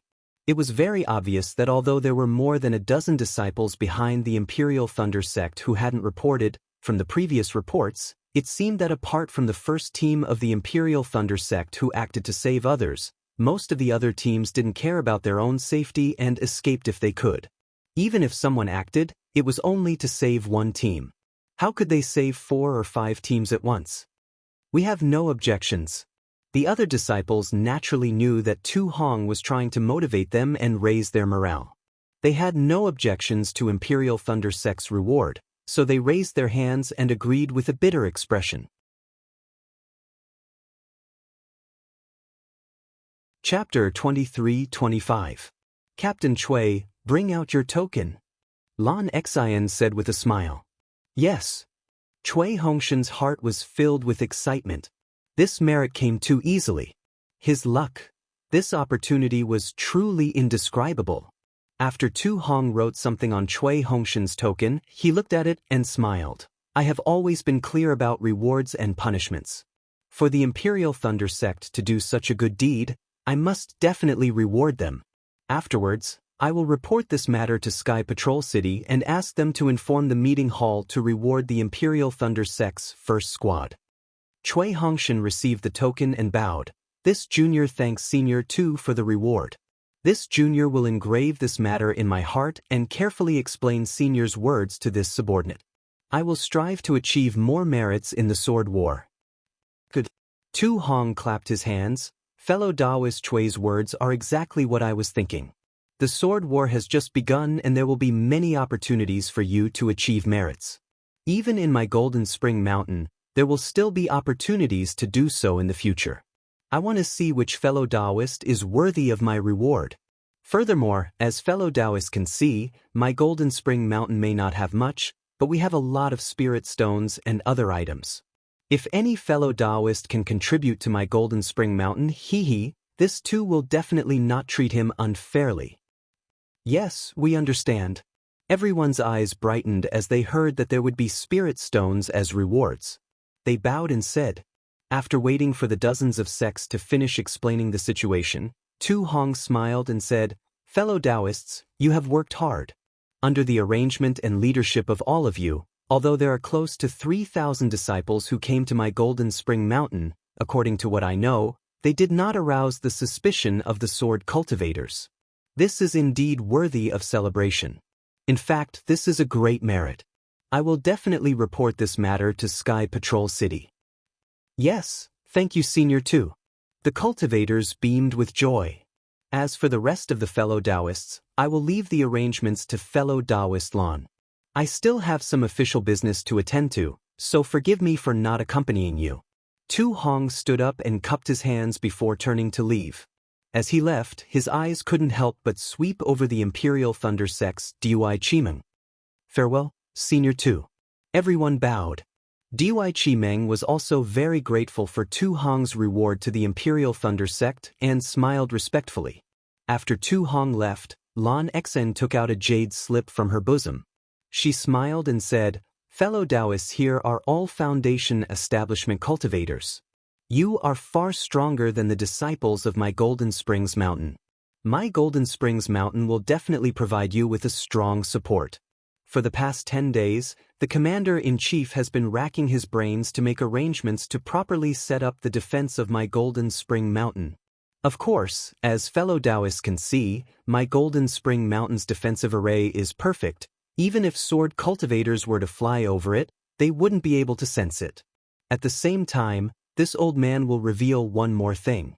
Even if 10 illusory sword cultivators attack at the same time, my Golden Spring Mountain's defensive array will definitely not be broken. Furthermore, these 10 illusory swordsmen may not be able to escape unscathed." As these words came out, all of the cultivators present smiled. Even if Lan Xian's words were a bit exaggerated, the truth was that she could resist at least 5 of them. 5 sword cultivators that were equivalent to Golden Core Stage cultivators. Just how sturdy was this Golden Spring Mountain's array? Just how stable would they be inside the array? Sending so many disciples out, isn't this a bit too much for the assembly hall? Are the other spirit stone veins the same? Many ideas were born in the minds of the disciples present. Of course, this array formation still needs someone to preside over it. As if Lan Xian knew what everyone was thinking, she smiled and said, "Fellow Taoists, you will be the main force behind this array formation in the future. However, I ask that fellow Taoists rest assured, there is no need to consume any magic power. As long as you understand the law formula, you will be able to channel the heaven and earth spiritual energy from the spirit stones into the array formation. My Golden Spring Mountain may lack many things, but there is one thing that I lack the most, and one thing that I do not lack the least. What I do not lack the least is spirit stones, and what I lack the most is disciples with the same cultivation as you fellow Taoists." Then, Lan Xian carefully explained the matters of the patrol. She divided the days and areas that each squad would patrol, and finally gave out the jade slip for the defensive array formation. However, when she passed the jade slip to Cui Hongshan, there was a slight hesitation. It was just that Cui Hongshan and the others didn't notice this. Everyone took their respective jade slips and bowed to bid their farewells to Lan Xian. Lan Xian quietly stood there, watching everyone leave. Her eyes didn't hesitate for a moment as she stared straight at Dui Qiming's back. He waited until Dui Qiming held Cui Hongshan's hand and walked out of the hall. Then he sighed, turned around, and walked into the stone wall that had appeared. As the stone wall flashed with a brilliant light, his figure disappeared from sight. He didn't even care that there were still many Dao sect disciples that were slowly walking away. The place that Lan Xian appeared in was like a palace. Besides the gorgeous carvings and exquisite decorations, there were only a dozen or so handsome servants standing around. Seeing Lan Xian walk in, the servants immediately bowed in greeting. Lan Xian simply ignored them and didn't ask where Tu Hong was. She walked down the corridor, heading towards the deepest part of the palace. She knew that besides that place, Tu Hong absolutely wouldn't go anywhere else. As Lan Xian walked, the decorations of the palace became even more gorgeous. But the number of servants also decreased. When she arrived at a secluded quiet room, there was no one left. The quiet room was very empty. It wasn't too large and was quiet. Lan Xian stood in front of a stone wall, quietly standing there without speaking. After waiting for half a cup of tea's time, a slightly tired voice sounded out, "Old brother Lan, you can come in." This voice was Tu Hong. "Yes, this old man obeys." Lan Xian respectfully responded. Then, she saw a yellow circle appear on the stone wall. The circle slowly rotated, forming a deep vortex. A massive suction force covered Lan Xian, sucking her in. Lan Xian didn't struggle. She knew that this spell was personally controlled by Tu Hong. Without Tu Hong's permission, no disciple of Gold Spring Mountain could enter. Of course, as far as Lan Xian knew, besides her, no other disciple of Gold Spring Mountain could set foot in this forbidden land. The place where Lan Xian's figure was revealed was different from the palace. It was actually a slightly barren place. Not only was the light dim here, but the temperature was also much lower than in the snow region. This barren place was completely paved with cobblestones. Between the cobblestones, there were some light purple thorns that stubbornly pointed towards the sky.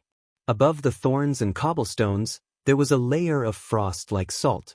On top of the cobblestones, around 100 feet away from Lon Xn, there were two massive tents erected there. These two tents were oval in shape, with a high protrusion in the middle.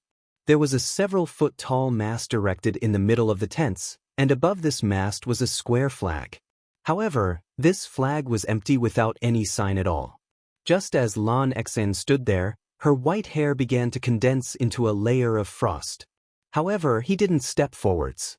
Instead, he placed his hands on his chest and lowered his head, silently looking at the cobblestones beneath his feet. It was like every cobblestone had its own sad and beautiful story. "Old brother Lon, how long has it been since you last came? Come and have a drink with me." "Yes, I will obey the orders of the general." As Lon Xian heard Tu Hong's words, she lifted her foot and walked towards the tent, step by step.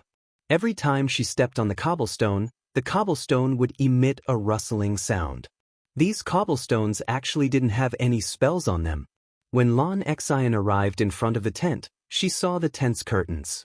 Her eyes flashed with a strange light. She lifted the curtains and walked in. The tent was covered with a thick cotton carpet. As she stepped on it, she felt weak all over. On the left side of the curtains was a giant sand table. On it were some mountains and rivers, as well as several cities. There were even some small humanoid dolls standing on top of it, holding long spears in their hands. In front of the curtains, there were some ordinary chairs placed on top of the cotton carpet.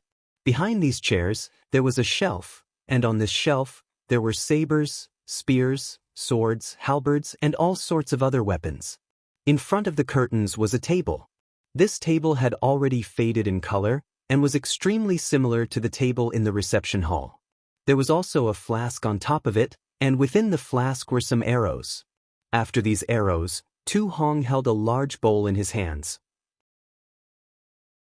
He glanced at Lon Xen, tilted his head back, and drank all the strong wine in the bowl. And on top of this table, there was a blue porcelain jug. Gold Spring Mountain Tu Hong, a Golden Core Realm cultivator's secret hideout, was actually a military tent. Lon Xen walked in front of the table and picked up the blue porcelain jug. She respectfully poured wine into the bowl that Tu Hong had placed down, and then filled another bowl to the brim. She picked up the wine bowl with both hands and raised it above her head. She respectfully said, "Lon Xen offers a toast to the general." Good. Tu Hong stretched out his hand, placing his index and middle fingers on the inside of the wine bowl and his thumb on the outside. He gently lifted the wine bowl and brought it forward until it touched Lon Xian's bowl. He said, "Come, cheers." Gulp, gulp, gulp. As Tu Hong gulped down the wine, the strong liquor flowed down his long beard and actually soaked his armor. If Cui Hongshan was here, he would definitely open his eyes wide. He couldn't believe that the refined Tu Hong actually had such a bold and unrestrained side to him. "That's great." Lon Xian also drank in a single breath. Her clothes were soaked through. She sighed, "This is still a burning knife. Spicy and satisfying, the taste doesn't change at all.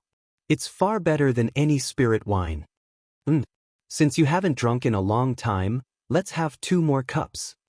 With a loud crash, Tu Hong slammed the wine bowl on the table and reached out to pick up the wine jug. Lon Xian didn't dare to be negligent. She quickly grabbed the wine jug and apologetically smiled, "This old man will." As she spoke, she poured out 2 more bowls of wine and accompanied Tu Hong to drink 2 more cups. Suddenly, a dark red color rose up from Lon Xian's face. "Old brother Lon, your capacity for alcohol, even though you've reached foundation establishment, you still haven't changed." Tu Hong smiled. He reached out for the wine jug and poured himself a bowl, not giving one to Lon Xen. "This old man can't compare to the general."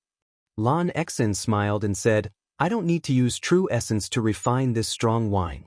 2 bowls are enough." Chapter 23-26. I'm afraid you won't be able to experience the taste of 1,000 cups without getting drunk. Tu Hong waved his hand and drank another bowl of wine. Lan Xen smiled as she watched Tu Hong drink the wine, the dark red on his face gradually fading away.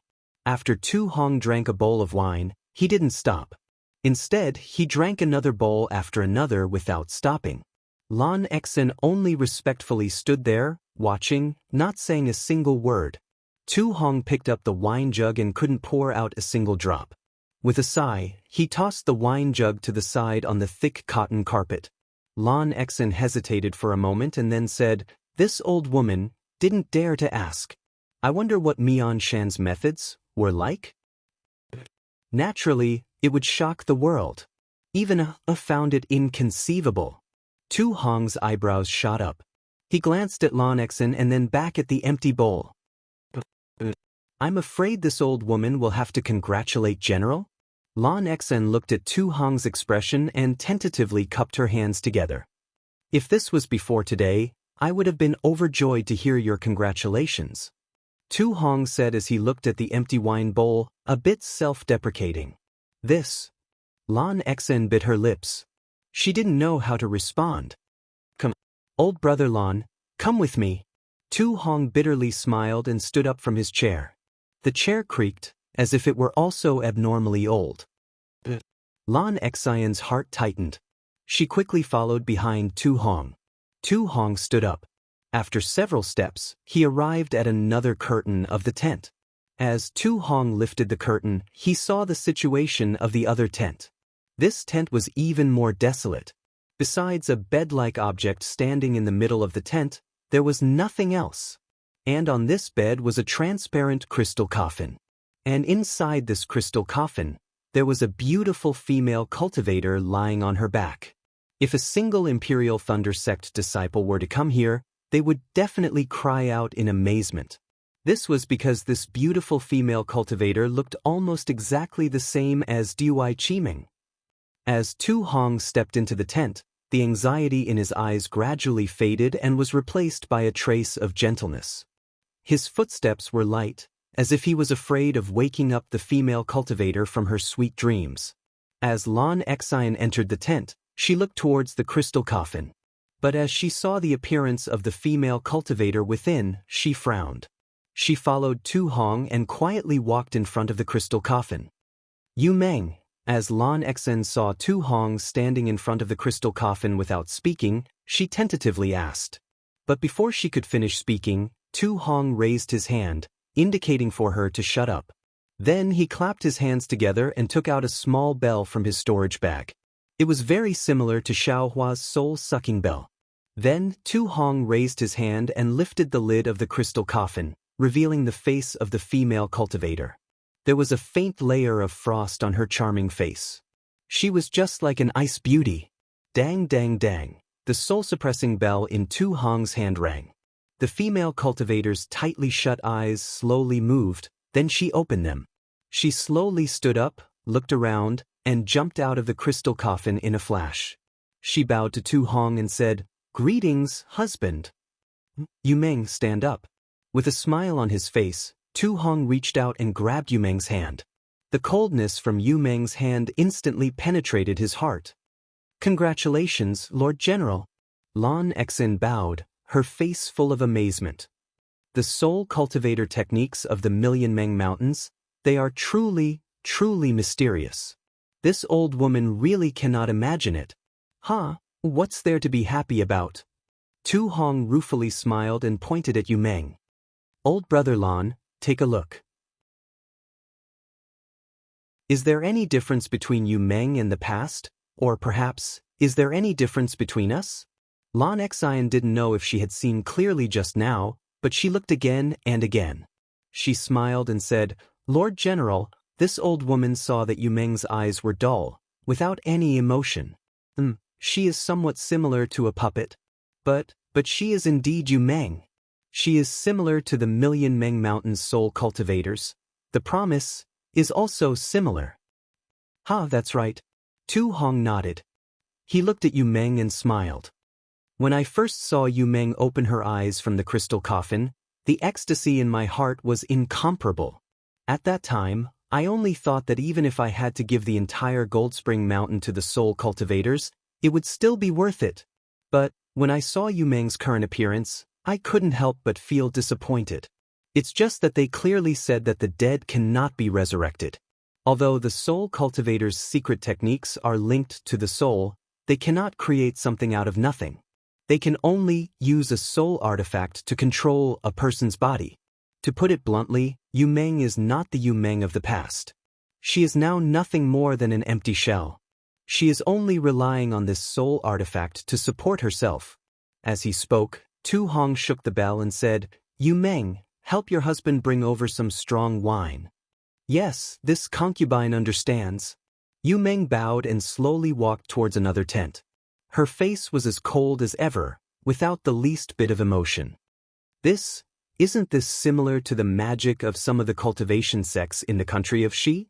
Lan Xen looked at Yu Meng's graceful back and whispered, "The Million Meng Mountain's soul cultivators wouldn't deceive us, right?" "No, they wouldn't." Tu Hong shook his head. "What I'm looking for is not an ordinary soul cultivator, but someone with some background. Someone who has a deep understanding of my Dawn Rain continent, is far from those uncivilized soul cultivators. Moreover, they have clearly stated that those aristocratic families in the country of Shi are refining Yu Meng's body into a puppet. Yu Meng will listen to whoever takes the soul artifact. But at this time, Yu Meng is relying on her soul to disperse the mark in her body. She only recognizes me. Even if someone else were to take the soul artifact, it would be useless. Of course, Yu Meng has been sacrificed for many years. I used this crystal coffin to preserve her appearance. If I didn't use a soul cultivator's secret technique to refine her, she still wouldn't be able to leave this place. That's right. Lan Xian understood. She sighed and said, "A perfectly good person is now nothing more than a puppet. Even I, an old man, am unable to calm my heart." That's right. Before today, I also had the same thoughts. Tu Hong's eyes flashed with sorrow. I only wanted to stay by Yu Meng's side and watch her unchanging appearance slowly grow old. When the day comes that I reach the end of my life, I will accompany her to the 9 nether realms. But today, I saw a living Yu Meng. Lan Xen forced a smile. That's right. Tu Hong's eyes flashed with a thoughtful expression. When I saw that female cultivator from the Imperial Thunder sect, I was simply stupid. Wasn't this a gift from the heavens? A few days ago, the soul cultivators had just left, and now this female cultivator has delivered herself to my doorstep. Wasn't it because the heavens saw my painstaking efforts and came to help me?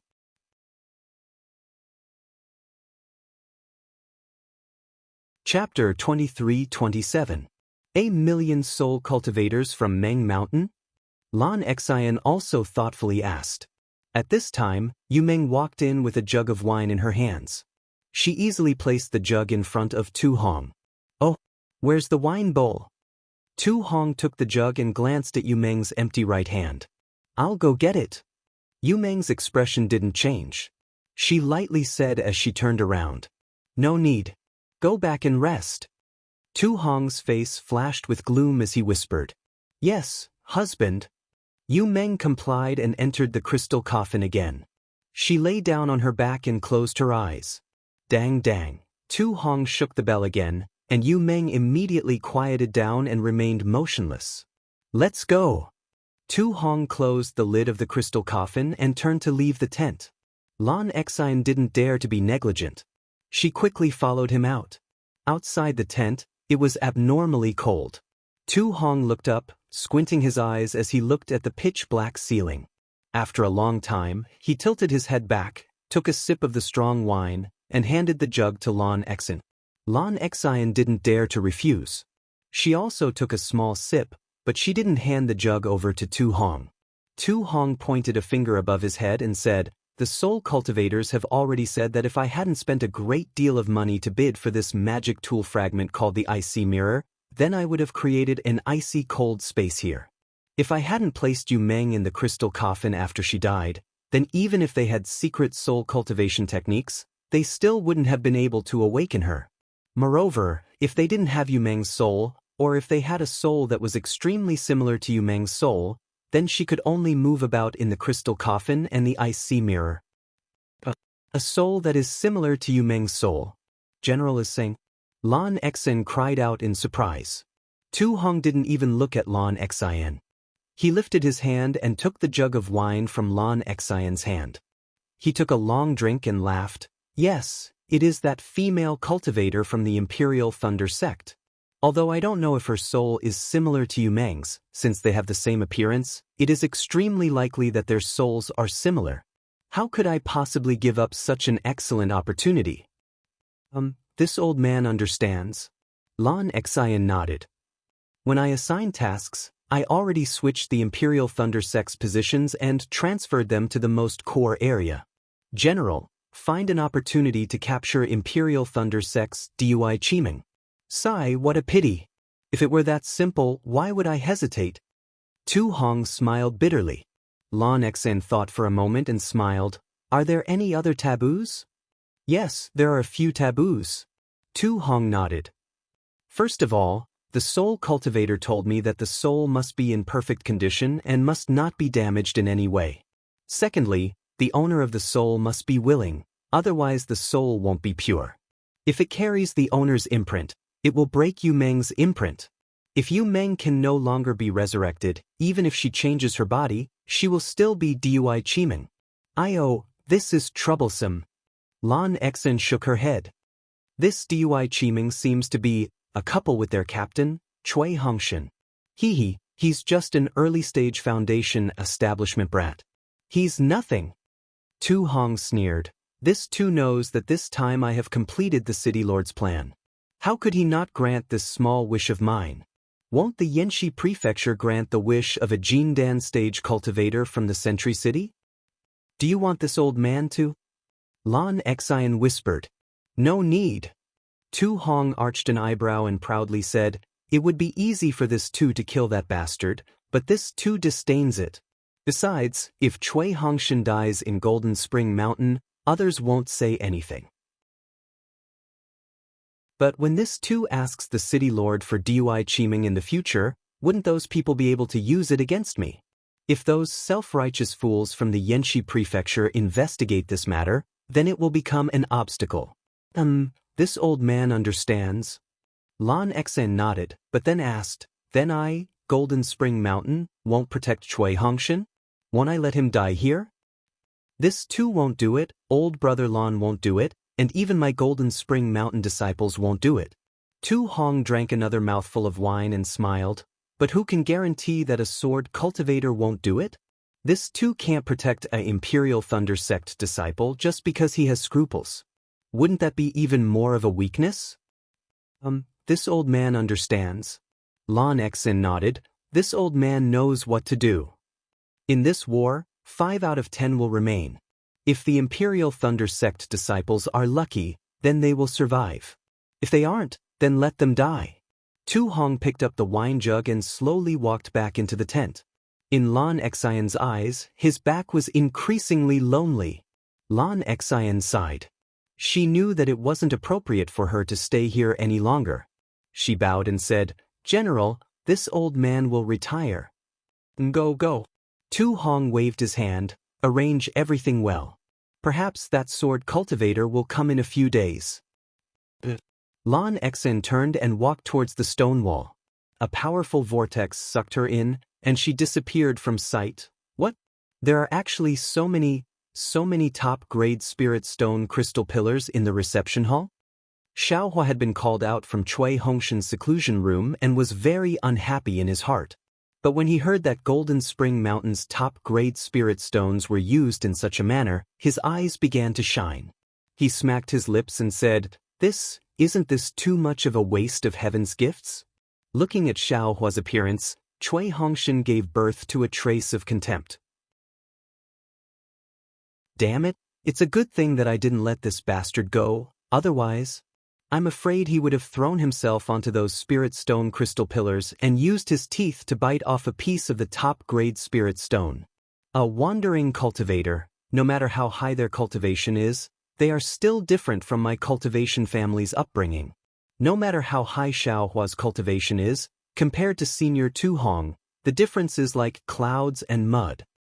Junior apprentice brother Xiao, Golden Spring Mountain's crystal pillars are array formations. They are used for defense. Zhen Minghui chuckled as he explained. He naturally understood Xiaohua's shock. Wasn't he also dumbfounded at that time? Also, what that disciple of Golden Spring Mountain said was correct. Golden Spring Mountain may lack anything, but they will never lack spirit stones. That's great, that's great. We came to the right place. Xiaohua rubbed his fingers together, as if he were already holding some top-grade spirit stones in his hands. Immediately after, Cui Hongshan said a few more things, but Xiaohua didn't listen in his heart. His mind was filled with the shiny spirit stones. Xiaohua, Cui Hongshan shouted. What's the matter? Xiaohua obviously didn't hear what Cui Hongshan said. He was slightly stunned. Cui Hongshan was happy in his heart. He didn't care about Xiaohua's expression and said, Golden Spring Mountain Senior Tu Hong gave my Imperial Thunder sect a great merit the moment we met. This Cui knows that this is all thanks to you. Now, this Cui wants to discuss with you, should this Cui directly record your merit in the captain token? Or should this merit be recorded on my first squad's disciples? Cui Hongshan mentioning this matter in front of everyone was quite thought-provoking. It could be said that he was frank and sincere, but it could also be said that he had ulterior motives. However, Xiaohua was too lazy to think about what he was thinking. He waved his hand and said with a smile, naturally it's everyone's merit. If it wasn't for everyone trying their best to kill the beast cultivators, I'm afraid you would have already been killed by them. Junior Martial Brother Xiao. Dui Qiming glanced at Cui Hongshan with some dissatisfaction and advised, actually against the sword cultivators, we did put in some effort, but against the beast cultivators and giants, it was all thanks to Junior Martial Brother Xiao. It's all thanks to Junior Martial Brother's strength. If we lose the credit, we won't feel at ease. Merit or storage pouch, which is more important? Xiaohua pursed his lips and extended his hand. Senior Martial Sister Dui, feel free to ask for the merit. Just give the items to Junior Martial Brother. Junior Martial Brother doesn't know. Dui Qiming was anxious. After the Sword Dao battle, we will return to the Imperial Thunder sect and be rewarded according to our merit. Isn't this merit good stuff? NN. Xiaohua nodded. When the time comes, just give the good stuff to Xiaohua. All right. Dui Qiming sized up Xiaohua with her beautiful eyes. She really didn't understand why Xiaohua didn't like to be famous. If she had Xiaohua's cultivation, she would have already made a name for herself in the Sword Dao tournament. By the time she returned to the Imperial Thunder sect's Dui Lei Palace, wouldn't she be able to get whatever cultivation method and spirit pills she wanted? Maybe everyone has their own ambitions. Dui Qiming could only think like this. After that, Cui Hongshan took out Quan Jinshan's jade slip and told them the area that the Imperial Thunder sect's first squad had to guard, as well as the location of the supporting array. He then made 10 copies of the jade slip and gave each of them a copy. The Imperial Thunder sect was responsible for a very large area. If 10 people patrolled together, they wouldn't be able to take care of the entire area. Cui Hongshan complained about Quan Jinshan's irresponsible arrangement and divided the 10 people into 5 groups. 2 people in a group and divided the area they would be patrolling. It was unknown whether it was intentional or not, but Ming Mao and Xiaohua were in the same group. Xiaohua didn't care, but Dui Ling, who was in the same group as Zhen Minghui, was already pouting. Let's go! Cui Hongshan acted as if he didn't see it and waved his hand. Today is our first shift. Let's first familiarize ourselves with the environment and set an example for the others. After all, if we were rewarded the moment we arrived, the others will definitely be jealous. Yes, we understand. Zhen Minghui and the others nodded with a smile, but Xiaohua didn't care and secretly said, he really is a fan of politics. This is also the quality of a cultivator aristocratic family. Everyone flew out of the quiet room, and Ming Mao and Xiaohua each showed their tokens and entered the cave that the Qi refinement disciples had dug out from. After flying for a while, they passed through several crisscrossing tunnels and gradually entered the depths of the jade mine.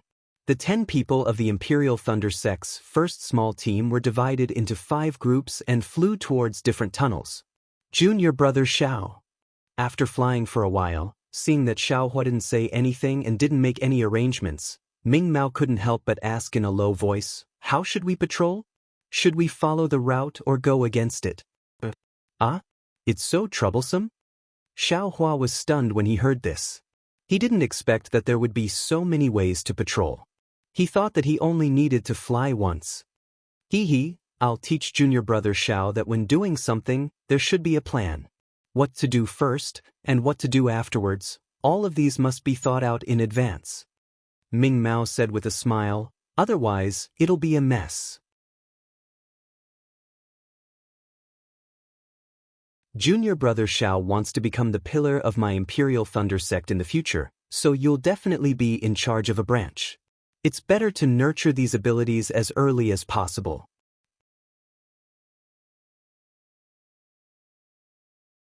Chapter 23-28. Xiaohua felt a headache as soon as he heard this. He was used to doing as he pleased. What planning? What controlling? How could it compare to freedom? Xiaohua waved his hand and said, "This little brother's brain is lazy. Let senior apprentice Sister Bright Eyes arrange everything. This little brother will just accompany you from behind." Haha, Bright Eyes chuckled and said, "Senior apprentice brother Zhao's magic power is profound. These are all small details that you don't need to think about. In short, once senior apprentice brother has a status, there will definitely be people who will give you advice." Captain Chui mentioned that Lan Exin. She must be one of Senior Tu Hong's strategists. What are strategists? Xiaohua didn't understand. 4 golden core stage cultivators like Senior Tu Hong, or even nascent soul stage cultivators, they only care about their cultivation base and cultivation base, and are too lazy to divert their attention to the affairs of Golden Spring Mountain. Therefore, there are some cultivators who are good at handling these affairs who come out to help and give advice to Senior Tu Hong. These are the so-called strategists. Bright Eyes patiently explained. Oh, so that's how it is. Xiaohua nodded. He understood that there were some cultivators who didn't have much of a future in terms of cultivation, so they attached themselves to high-level cultivators in order to find a way to improve themselves. Thinking of this, Xiaohua inexplicably thought of the Immortal Beauty School. Senior apprentice brother Xiao is really smart. Just a hint and you understand. Bright Eyes smiled and flattered. Senior apprentice Sister Bright Eyes, please don't praise me. This little brother will be your strategist. You should lead the way. Xiaohua smiled and stretched out his hand. Strategists? Bright Eyes was surprised at first. Then she covered her mouth and laughed. I didn't think that senior apprentice brother Xiao would be so humorous. I really didn't realize it before. As she spoke, Bright Eyes didn't hold back. She picked a tunnel entrance and flew in. Sweat, this Xiao wants to lead the way, but it's a pity that this Xiao always gets lost. It's better if I don't. Xiaohua looked at Bright Eyes' figure as she flew away. He smiled and thought to himself, besides, walking at the back isn't that bad. There was a saying in the secular world that said, men and women work together. These words were also applicable to the cultivators of the cultivation world. At least, that was what Ming Mao thought.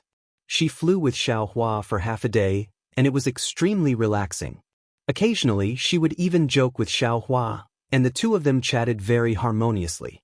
However, the only thing that made Ming Mao unhappy was that all the topics were started by her. When she didn't speak, Xiaohua would just follow behind her without saying a word. I still have to work hard. Ming Mao inwardly encouraged herself. Xiaohua didn't know what Ming Mao was thinking. His mind wasn't on flirting at all.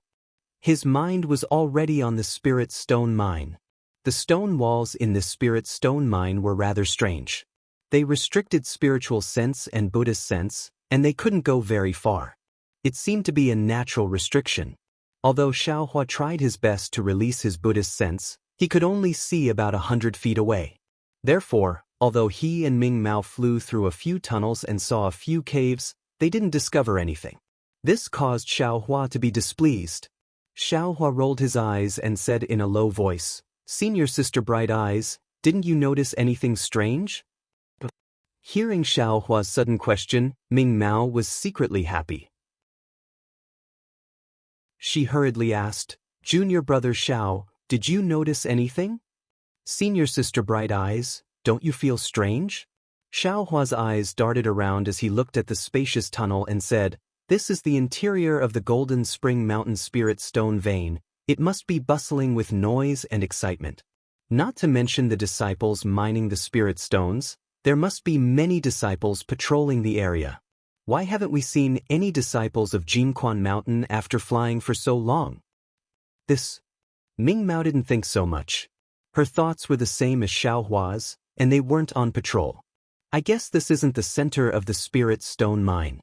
Ming Mao thought for a moment and said with a smile, "We are only here to help. Jinquan Mountain won't let us see the center of the spirit stone mine. It's good enough that they let us patrol without worry. They still want us to contribute to the defensive array, right?" Senior sister Bright Eyes is right. Xiao Hua nodded, "But I'm still worried. How about this? Senior sister will patrol according to the plan that we discussed earlier. I'll go take a look, see if there's anything wrong." Saying that, Xiao Hua's figure flashed and quickly rushed towards a cave on the left.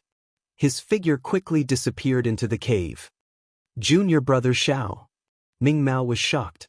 She stretched out her hand and shouted, "This is an important place of Jinquan Mountain. How could Xiao Hua hear her words? He had already flown away. Why is this fellow so reckless?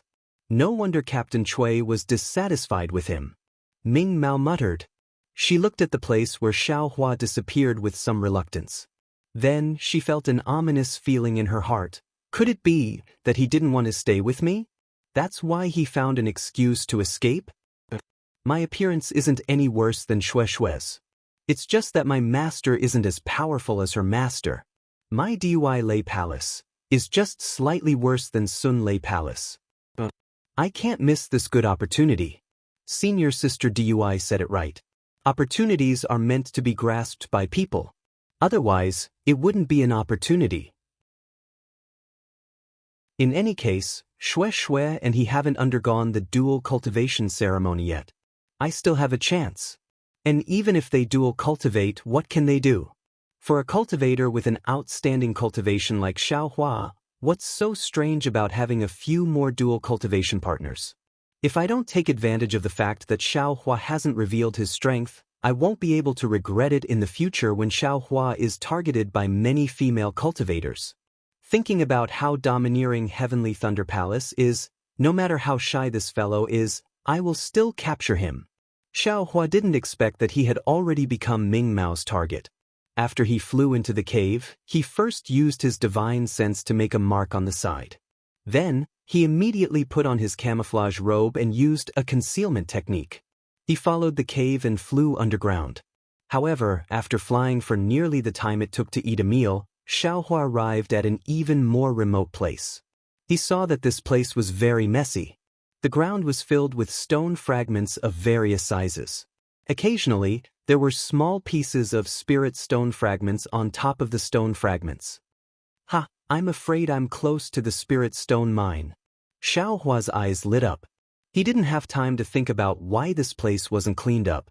His gaze swept across the place and he flew towards an opening at the end of the cave.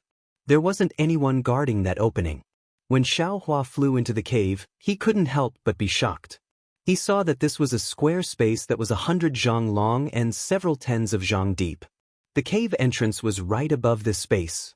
This space was completely empty. There was nothing inside. Wu Xiaohua was very bored. He let out a soft sigh. That woo-woo sound reverberated in the entire space. It was as if Xiaohua was sobbing in his heart. Damn it, Xiaohua's divine sense swept over and he cursed, "This is definitely an abandoned mine that has already been mined." Without waiting for this sound to finish reverberating in the space, Xiaohua immediately turned around and went back to search again. However, Xiaohua's luck didn't seem to be good today. It wasn't suitable for him to make a fortune. He searched for a while more. When Ming Mao's patrol was about done, he had no choice but to go back. He found 2 more empty and abandoned mining sites. Are you kidding me? Xiaohua was depressed. When had great Taoist Xiao, who was known as "thieves don't leave empty-handed," ever been humiliated like this? No, Xiao Hua thought. Today is my first patrol. Quan Jinshan might not care. Furthermore, there might be disciples from other sects who have the same plan as this young master. Their cultivation is not good enough. They might be discovered by Tu Hong. This way, there might not be any opportunities in the future. Today, this young master must get to the bottom of this. That's right. In the entire Quan Jinshan, the one with the highest cultivation was Tu Hong, an early-stage golden core cultivator. This kind of cultivator, in Xiao Hua's eyes, had no pressure at all. Wasn't the entire Quan Jinshan waiting for Xiao Hua to bring disaster to it? Thinking, Xiao Hua formed a hand seal and entered the ground. He opened his left hand and opened his delusion breaker Dharma eye. He carefully searched for the location of the spirit's stone mine. It was a pity. Although the Dharma eye was powerful, Xiao Hua couldn't see far. It was no different from his divine sense. Just as Xiao Hua was about to close his transcendence eye, a dozen or so huge earthen yellow pillars suddenly appeared several feet in front of him. Good. Xiao Hua's eyes widened in an instant. His magic power surged as he dashed forward. "Oh, there are people here." Just as Xiao Hua's figure appeared in a huge space, he was stunned. He saw that this space was actually densely packed with cultivators. And these cultivators were all sitting cross-legged in groups of 3 to 5, surrounding these huge pillars. There was even a faintly discernible gaze that unconsciously swept past the place he appeared. This is bad. Xiao Hua hurriedly dodged and used the trace concealment technique again. There's someone. Sure enough, the gaze that saw Xiao Hua unconsciously swept past Xiao Hua's body and was immediately stunned. He shouted and his gaze returned to the place where Xiao Hua disappeared. At the same time, he jumped up. Who? Hearing the strange movement of that cultivator, the nearby cultivators all opened their eyes and looked towards the sky. Beside the cultivator, a middle-stage foundation establishment cultivator also jumped up and swept his divine sense over there. However, Xiao Hua disappeared without a trace. It was as if he had never appeared. The cultivator's divine sense swept for a moment but did not find any trace of him. Su-hu, what did you see? That cultivator frowned and glared at the cultivator who jumped up first and asked. This subordinate seems to have seen a figure appear. Su-hu gritted his teeth. He himself was also not sure. You saw it? That cultivator looked up and down, half believing and half doubting. What did he look like? What was he wearing? This. Su-hu smiled bitterly. He originally saw it unconsciously and Xiao Hua disappeared in an instant. How could he remember clearly? After thinking for a moment, he shook his head and said, "This subordinate could not see clearly." That cultivator said coldly. That means you are not sure? Also, you did not carefully comprehend the details of the array. Instead, you were casually looking around? Captain. Su-hu hurriedly said, it's not that this subordinate did not want to comprehend it. It's just that the details of this array are too profound. This subordinate was worried that I would delay the great general's plan. This subordinate opened his eyes and wanted to relax. However, this subordinate really did not dare to lie. I heard that in these few days, the disciples of the various sects of the Tao sect have come to my Golden Spring Mountain. If someone were to find this place, you're tuning in to the Passion Pages YouTube channel.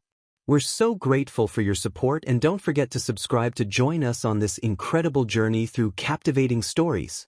Your generosity through donations truly makes a world of difference, as it's the primary source of revenue that allows me to expand and enhance this channel for you. Thank you from the bottom of my heart for being a part of this adventure.